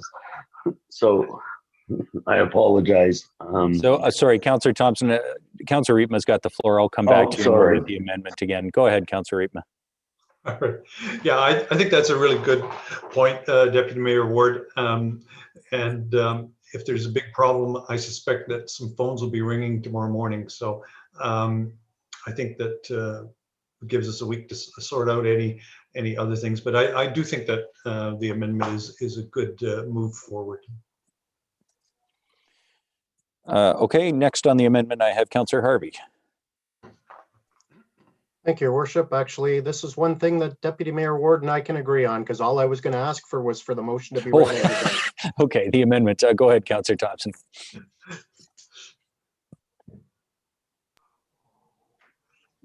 So let me see if I didn't write this down because it was in general committee. So in the first paragraph, it would be provide an interest-free loan up to $3 million in $1 million until August, where council or general committee could revisit to continue up to the $3 million. And then paragraph 2 would remain the same. And then the last part would be that all draws be supported with supported documents for construction and no operation costs associated. Okay, Councillor Harvey, did you want to comment? No need to comment. I just wanted some clarification. All right, on the amendment, members of the General Committee, any further comments on Councillor Thompson's amendment? Okay, I'm going to support this reasonable documentation, and for now, without knowing whether it will work, it seems reasonable as well, given the timelines, to put a cap of $1 million prior to the August meeting. So I'll support the amendment, and I'll call the question on it. Those in favor of the amendment, please indicate. Opposed? Any opposed? None? Okay, the amendment carries. We're back on the main motion as amended several times now. Are there others who wish to speak on the main motion as amended? I think most have had a chance, but I want to make sure everyone does. Okay, if not, there's a few things I do want to say before I call the question.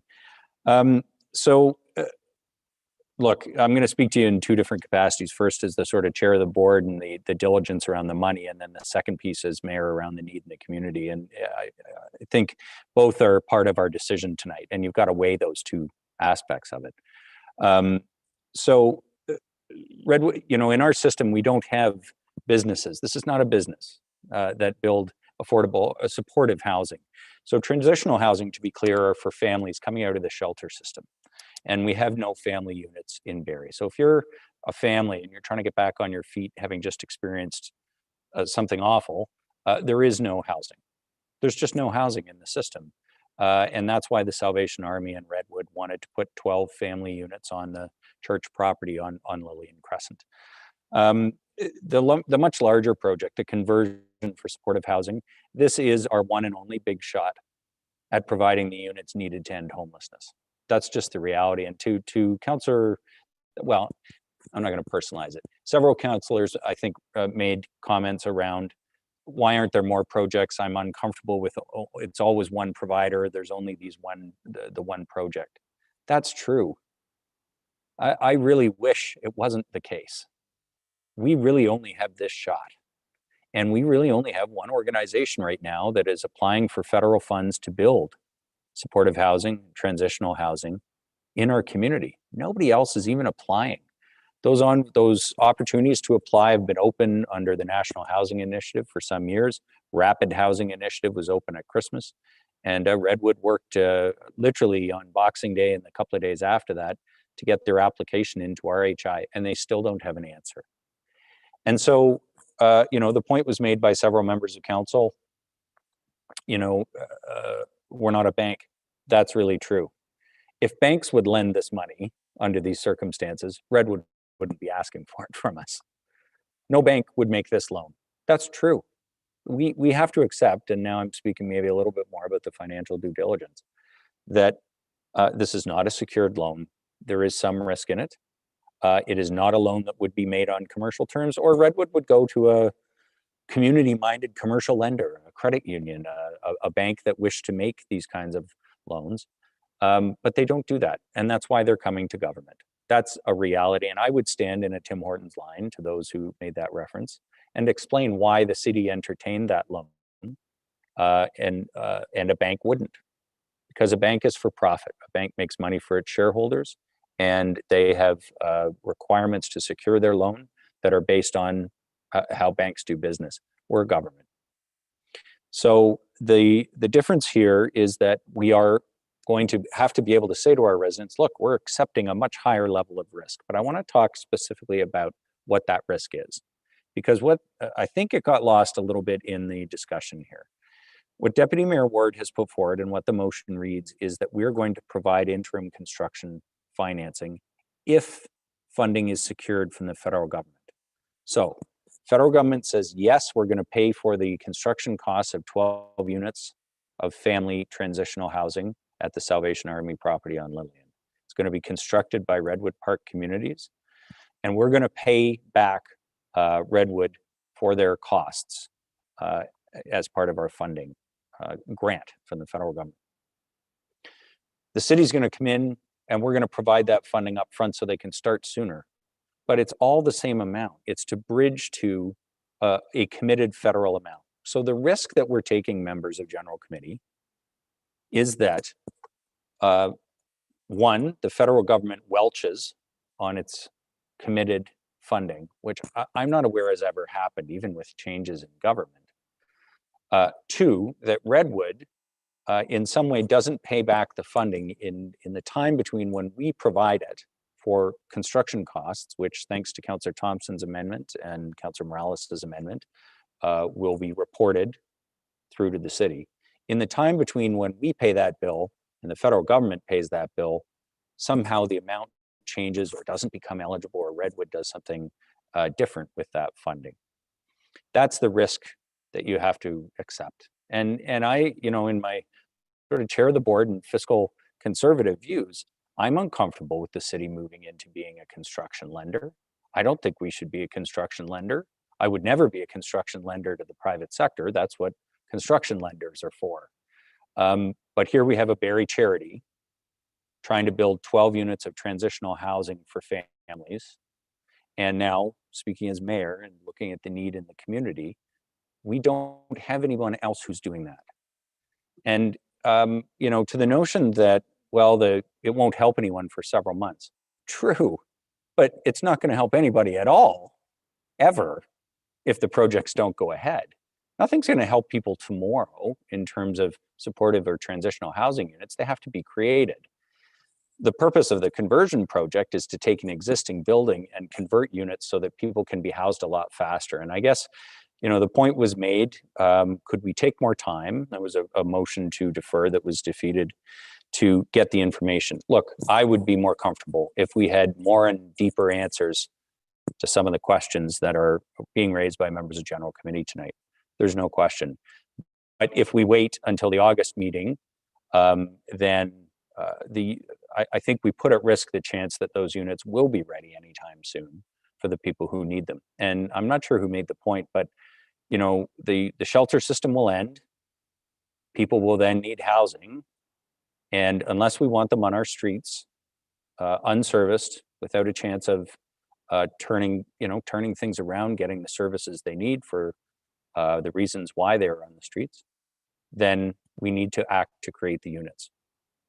And this is the one and only project shot that we've got, and the one and only provider who's building in Barrie right now. So, and I think members of council raised all the right questions in terms of, should we be issuing a loan without security? Many people will say that's a level of risk that they don't believe anybody should take, government or otherwise. Fair enough. Some will say, the detail around which project will get how much money, we should know that. Sure, fair enough. Let's see what answers we can get before council next week. And, there's another vote and another discussion on this that's going to occur next Monday night. But I would urge you to keep this moving. And I think, Deputy Mayor Ward, in speaking with the provider of the only projects that have a chance to address the homelessness crisis in this community, the only projects, has said, we can help. And so I want to commend him for coming forward with this. he had to have known, given what has transpired on this council, that not having all the answers and being in a position of not having a staff report or a presentation meant this was a difficult ask of you, General Committee. And I agree, it's a difficult ask of General Committee. It would be far better if we'd had a presentation, a staff report, and answers to more of these questions. But there isn't time for that. That is a reality. If we are to make this decision before the summer recess and for it to have the impact of creating units before the winter. And that's the reason I'm going to support it. I'm uncomfortable with an unsecured loan. I'm uncomfortable becoming a construction financier. I can't think of many other situations in which I would support this, but this is one where I absolutely will, and I would defend it to anybody at Tim Hortons. So I'm going to call the question on the motion as amended several times. Those in favor, please indicate. And myself, those opposed? 2. Okay, that will go forward to City Council next week. Thank you, members of Council. That completes the items for discussion. We do not have any information items on tonight's agenda, which brings us to inquiries of staff. Deputy Mayor Ward, do you have any inquiries of staff? I have none. Members of General Committee, any inquiries of staff? Councillor McCann. Thank you, Mayor Lehman.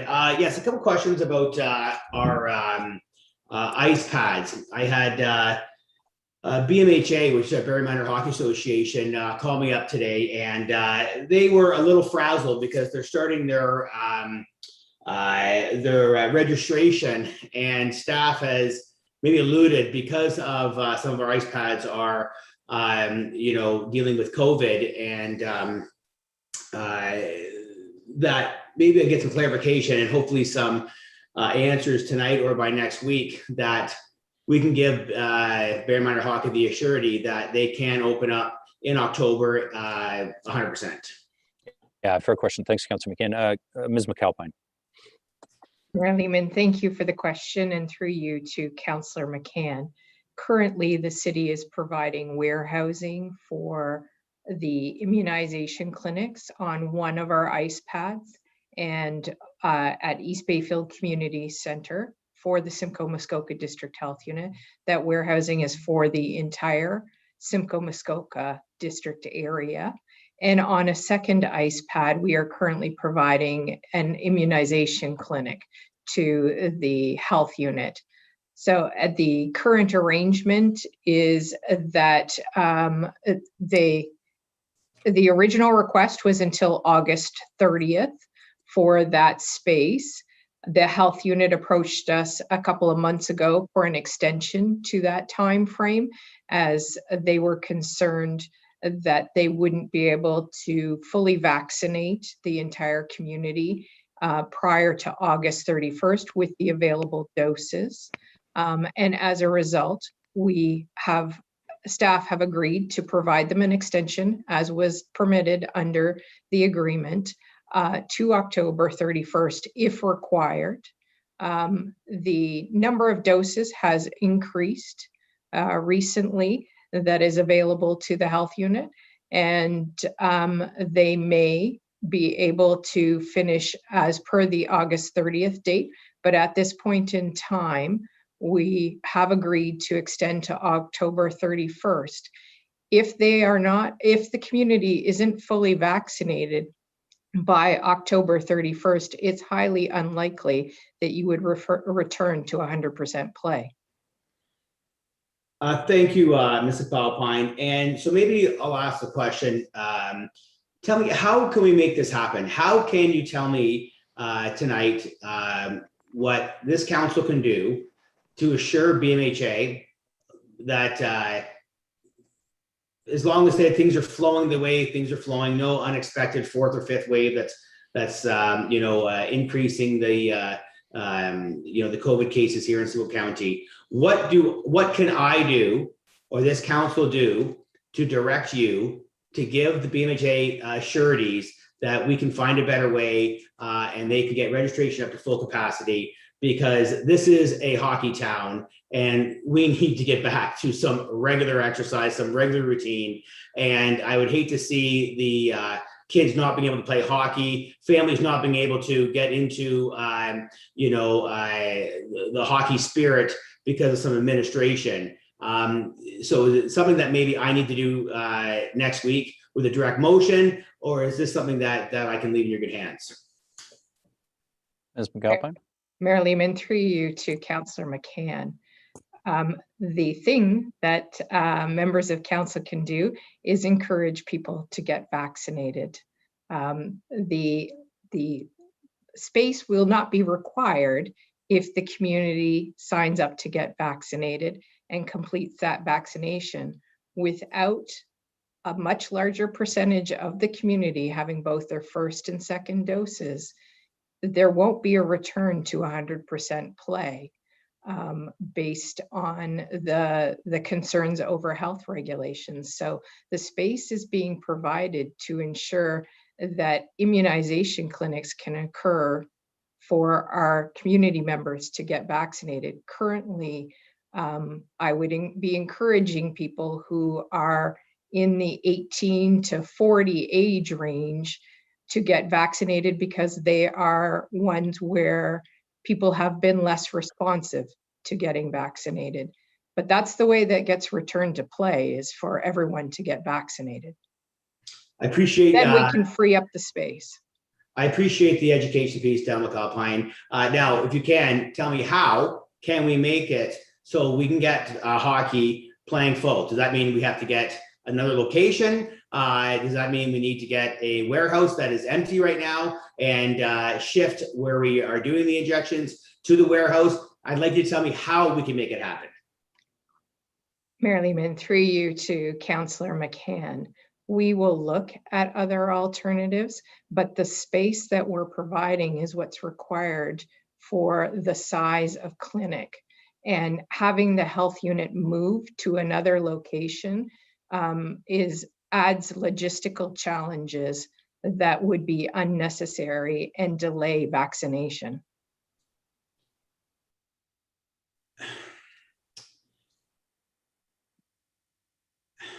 Okay, so I guess council, be prepared. I'm going to bring a direct motion next week that we direct staff into finding a better way so we can have BMHA hockey, fully registered, and give them some peace of mind, give some encouragement, because quite frankly, if we have to spend a little money to have the resources available for BMHA, that is a product that I'm willing to stand behind. So thank you. Other inquiries of staff, members of General Committee? Councillor Harvey? Actually, just a quick follow-up to that. I know Ms. McAlpine only spoke about East Bayfield, but am I safe in assuming the same scenario as with the Holly Community Center? I think she was referring to Holly, but I'll go back to Ms. McAlpine. Mayor Lehman, through you to Councillor Harvey, it refers to both of the facilities that we're providing. Certainly the warehousing site might be simpler to move than the actual clinic itself. But both of those are being reviewed by the health unit and will be dependent on the amount of doses that are available, and again, the number of people who get vaccinated. Great. And is Holly using both sides of the arena or just one? Mayor Lehman, through you to Councillor Harvey, one ice pad is being used of the two, and same with East Bayfield, one ice pad of the two is being utilized. Great. So 6 of the 8 rinks would be available. Great. Thanks, Councillor Harvey. Any other inquiries of staff? Councillor McCann? Thank you, Mayor Lehman. I promised Mr. Ferrari that if we finished up by 10 o'clock, I would ask this question. It's a feel-good question, actually. I had the liberty of taking a walk down to Wilkins Park today, and I just have to tell that we had I think 20 or 30 deputations on Wilkins Park. It was much heated. I think we all remember. I have to just tell this council that staff did and are doing an absolutely fantastic job. I know I asked Councillor Harvey, Morales, Councillor Harris, Councillor Thompson. I'm not sure Barrie and I went down there or not to look at what Wilkins Beach at the time looked like. And if you looked at what the work they've done now, I'm impressed. And maybe I'll just give the opportunity for Mr. Ferrari or Ms. Miller to give us maybe a 2-3 minute synopsis on what you've done and what you plan on still doing over the summer. Mr. Ferrari, an update on Wilkins. Your Worship and members of council, thank you very much for the kind words, and I will certainly pass them along to staff. But we did do a lot of work so far. Obviously, we've put some fencing up, spent a lot of time on the signage as well, identifying no-go zones, along with some educational signage as well that deals with the regeneration and the ecological preservation of the area. We've also done some culvert work, trying to direct the water away from the beach and away from the spit area as well to try and preserve that. So for the summer, we were hoping to get done by January 15th, June 15th, which we did. So that will give the summer to the residents. So they can be rest assured that we will sort of hold off any further work until September. So in September, we'll do a little bit more culvert work, some additional fencing further up the creek, as well as some cobblestone in the spit area as well. So to preserve it and to prevent erosion as well. So we can tell residents that they can enjoy what they have there for the summer, and we'll get back at it in the fall. Well, Mr. Farrar, if you don't mind, through you, Mayor Lehman, I represent Ward 10. I'm guessing it's somewhere between 15,000 people. And, the people that live around that area and others just absolutely adore this area. And I just want to maybe end by telling you a little story. I went for a jog hike, and I came up the footpath onto where the playground is on Caps Drive, and there was sitting, which I'm guessing was a grandpa and grandmother playing with their granddaughter. They looked like they were in their 70s, and he just kind of looked at me and he just said, "Great job on the park." And we had a little bit of dialogue, but it was those little moments that actually kind of keep the spirit alive as a counselor, because it is a very thankless job. And I wouldn't have got that thanks if it wasn't for you and your staff's great hard work. So I just want to take this opportunity to let you know, with the deepest amount of sincerity, thank you. It's been tough. I know we put lots of pressure on you. I know residents put lots of pressure on you. And, just like a diamond, you look great after a little pressure. So thank you, Mr. Ferrari. Thank you. Councillor McCann, any other inquiries of staff? Councillor Harris. Great, thank you, Mayor Lehman. This might be under the putting more pressure on staff department, but I just, many of our residents, they take great pride in their lawns and their boulevards. And I know staff are very busy, and it's an important item to get to as the spring and summer moves on. But just, if you would, maybe through you, Mayor Lehman, this might be for Mr. Friary as well, can speak to the planning and scheduling of some of the boulevard maintenance. Obviously, our winter maintenance sometimes can scar up the boulevards and front lawns. If you could speak to the scheduling of those repairs that people have made service requests to, are we close, or what are the projected timelines as best you can? So thank you so much. Mr. Ferrari. Your Worship and members of council, certainly we've started. We should be almost done by now. If you haven't had your boulevard repaired and you're on the sod repair list, please call in to Service Barrie, and they can track your service request for you. There should have been sod made available by now, as well as seed and topsoil. So if any resident is still in need of sod repair, please tell them to call in, and we'll get it addressed. Thank you very much. Thank you. Thanks, Councillor Harris. Any other inquiries of staff? Seeing none, announcements. Deputy Mayor Ward. I have none. Councillor Elwin. Thank you, Mayor Lehman. Just a quick and sincere thank you to the staff at the BIA, the Parks Operations Department, for a wonderful open air Dunlop on Saturday.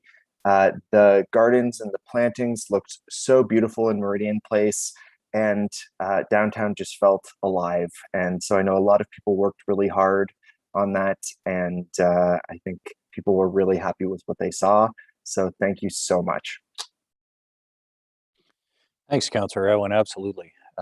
Tremendous response from the public, and a lot of pop-up stuff that was great to see, not to mention a murder mystery contest that was going on throughout downtown, and none of us had anything to do with that. Councillor Harris, Jim Harris. Great. Thank you, Mayor Lehman. And just a final reminder, tomorrow night is the information session on the new transit hub in Allendale. So you can get more information on buildingbarrie.ca/mobility hub. So thank you to Councillor Abel, because he mentioned this last week. You have one more day. It's 6 o'clock tomorrow. So please register to learn more about the mobility hub and plans for advancing transit in Barrie. Thank you. Thanks, Councillor Harris. Ms. McAlpine popped in, so I'm going to guess she has something to add on that. Mayor Lehman, through you to members, I believe it's Wednesday night, the 23rd. Yes, register tomorrow. Make sure you get in for Wednesday. Thank you, Ms. McAlpine. Better early than late. There we go. Thanks very much, Ms. McAlpine. Glad you're on top of that too. And yes, Councillor Harris, it's exciting, I think, for the people of Allendale and for the public to get a look at the design and the plans. Councillor Kungl, go ahead. Thank you, Your Worship. Just a couple of quick announcements. One being on the topic of vaccination clinics. The Health Unit does have a call out for volunteers. I can say personally, this has been one of the most rewarding volunteer experiences I've had. We are seeing upwards of 1,200 individuals through the Holly Clinic on some days, and it was nice to see kids coming with dads on Father's Day because they also thought it was important that dad was getting vaccinated. So I would say if you're looking for information, I believe all members of council might have information on that, but for those, just Google or connect with the Health Unit, but specifically reach out to hr.covid19 volunteer at SMDHU for Simcoe Muskoka District Health Organization.org. And maybe we can, I think that's already been circulated on social media, but for those asking about the opportunity to volunteer, please come join the team. It would be greatly appreciated and worthwhile. My other quick announcement is inviting those of you interested to camp out with Youth Haven. So we've been talking a lot about social housing, supportive housing, and supporting individuals. This is a fundraiser coming up with families and friends where you can actually camp out virtually and share some tips and tricks, but it is a fundraising opportunity. I'm pleased to be camping out to try and get some attention for this group, but also around, well, we have some of us have the luxury of enjoying camping as a leisure, knowing that some of our youth are living rough and are a bit vulnerable. So please check out Youth Haven on their Facebook page or their website. And the virtual camp out weekend is July 31st to August 2nd. And then lastly, happy Pollinator Week. Thank you to staff, Stephanie Weidman, who's put a bunch of information out. So knowing that we are virtual, there's still a lot of activities we can be participating in. So I think one in particular is a prize for submissions of photos of a pollinator. In particular, I think is maybe on a vegetable or in a vegetable garden. So thank you for that, Stephanie, and thanks to all those getting involved in Pollinator Week. Thanks, Councillor Kungl. Any other announcements, members of General Committee? Councillor Harvey. Actually, this is a question, if it's not too late to ask a quick question of staff. Am I okay to go ahead? Go ahead. Yeah, sure. Thank you, Your Worship. It just popped in my head. I was just wondering if Miss Miller is able to provide an update on the opening of the bridge on the Harvey Big Bay Bridge, because I know when I was over on Thrushwood looking at the big sound barrier wall, I was being approached by a few residents asking some detailed questions that I didn't have the answers to. But I did see a lot of hustle and bustle going on. Yes, final touches. Ms. Miller. Through you, Mayor Lehman, to Councillor Harvey, thank you for the question. Certainly there is a lot of activity happening on the bridge, and we are anticipating that it will be opening very shortly. I don't have an exact date for you. There are a couple of outstanding matters that we need to complete with the contractor before we will be able to open it up for traffic. But as soon as I know, I will let you council know, and we'll certainly do a media release, but I do expect that it will be very shortly. Great, thank you. Thanks, Councillor Harvey. Any other announcements, members of General Committee? Okay, I do have a few as always. June is National Indigenous History Month, and most importantly today is National Indigenous Peoples Day. This is a day for all to learn about, celebrate the unique heritage, diverse cultures, and significant contributions of First Nations, Inuit, and Métis people. And I want to thank staff in our cultural department, our events team, for working with local Indigenous communities for a number of events today, including pop-up and video virtual events that were part of the recognition, particularly at this time, of the legacy of residential schools and the work that we all have to do as Canadians to recognize the impact of colonialism. I want to thank in particular Jeff Meneag and other elders from our local community for their contributions towards today's celebrations or recognition. And as I said, thank you to staff for the work that you did to, as always, pivot during a pandemic when we can't do what we might traditionally have been able to do.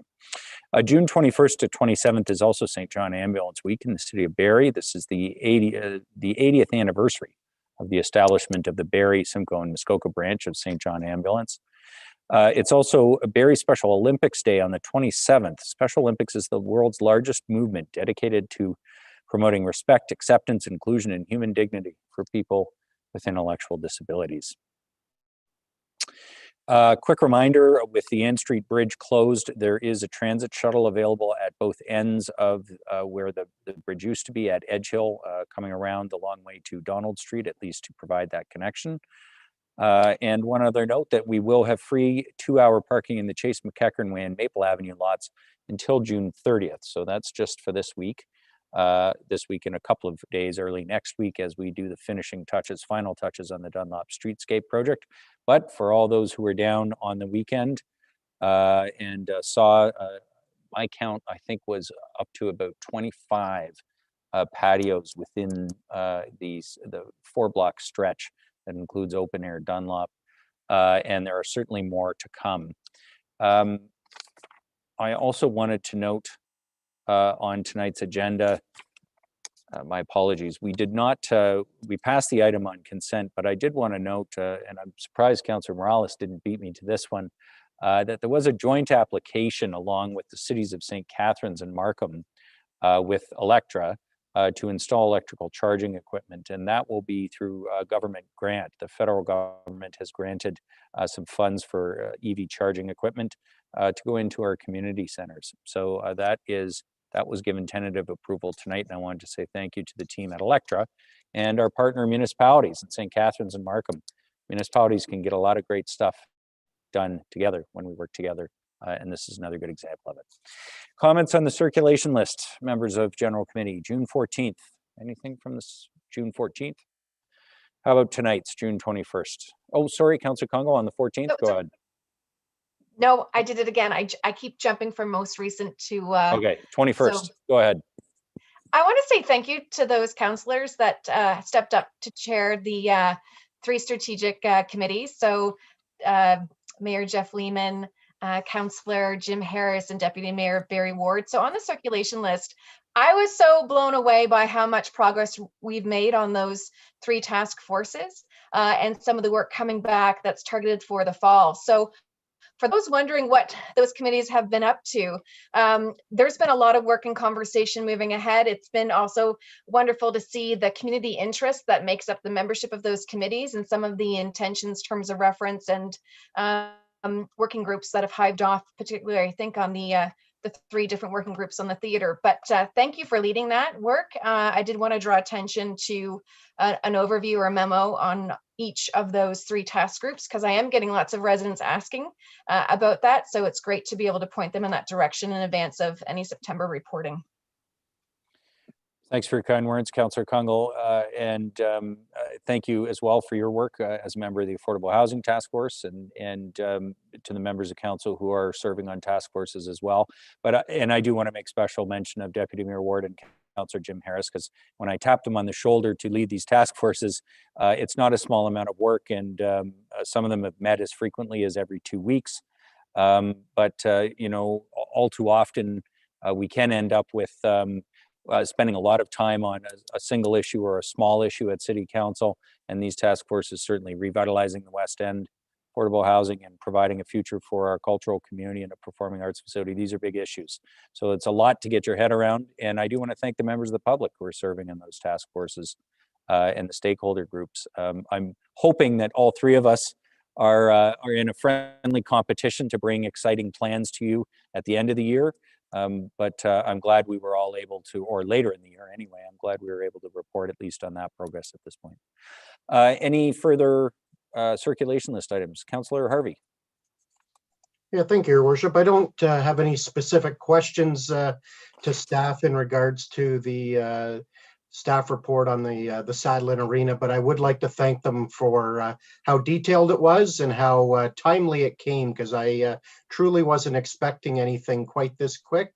And obviously now we're just sitting and waiting to see what the specific criteria is when the grant system reaches out. But kudos to, because I know there's at least 4 or 5 staff members involved, and there were several stakeholders involved in the discussions to be able to get us to where we are so far. So thank you for all the quick and good work that's been going on so far.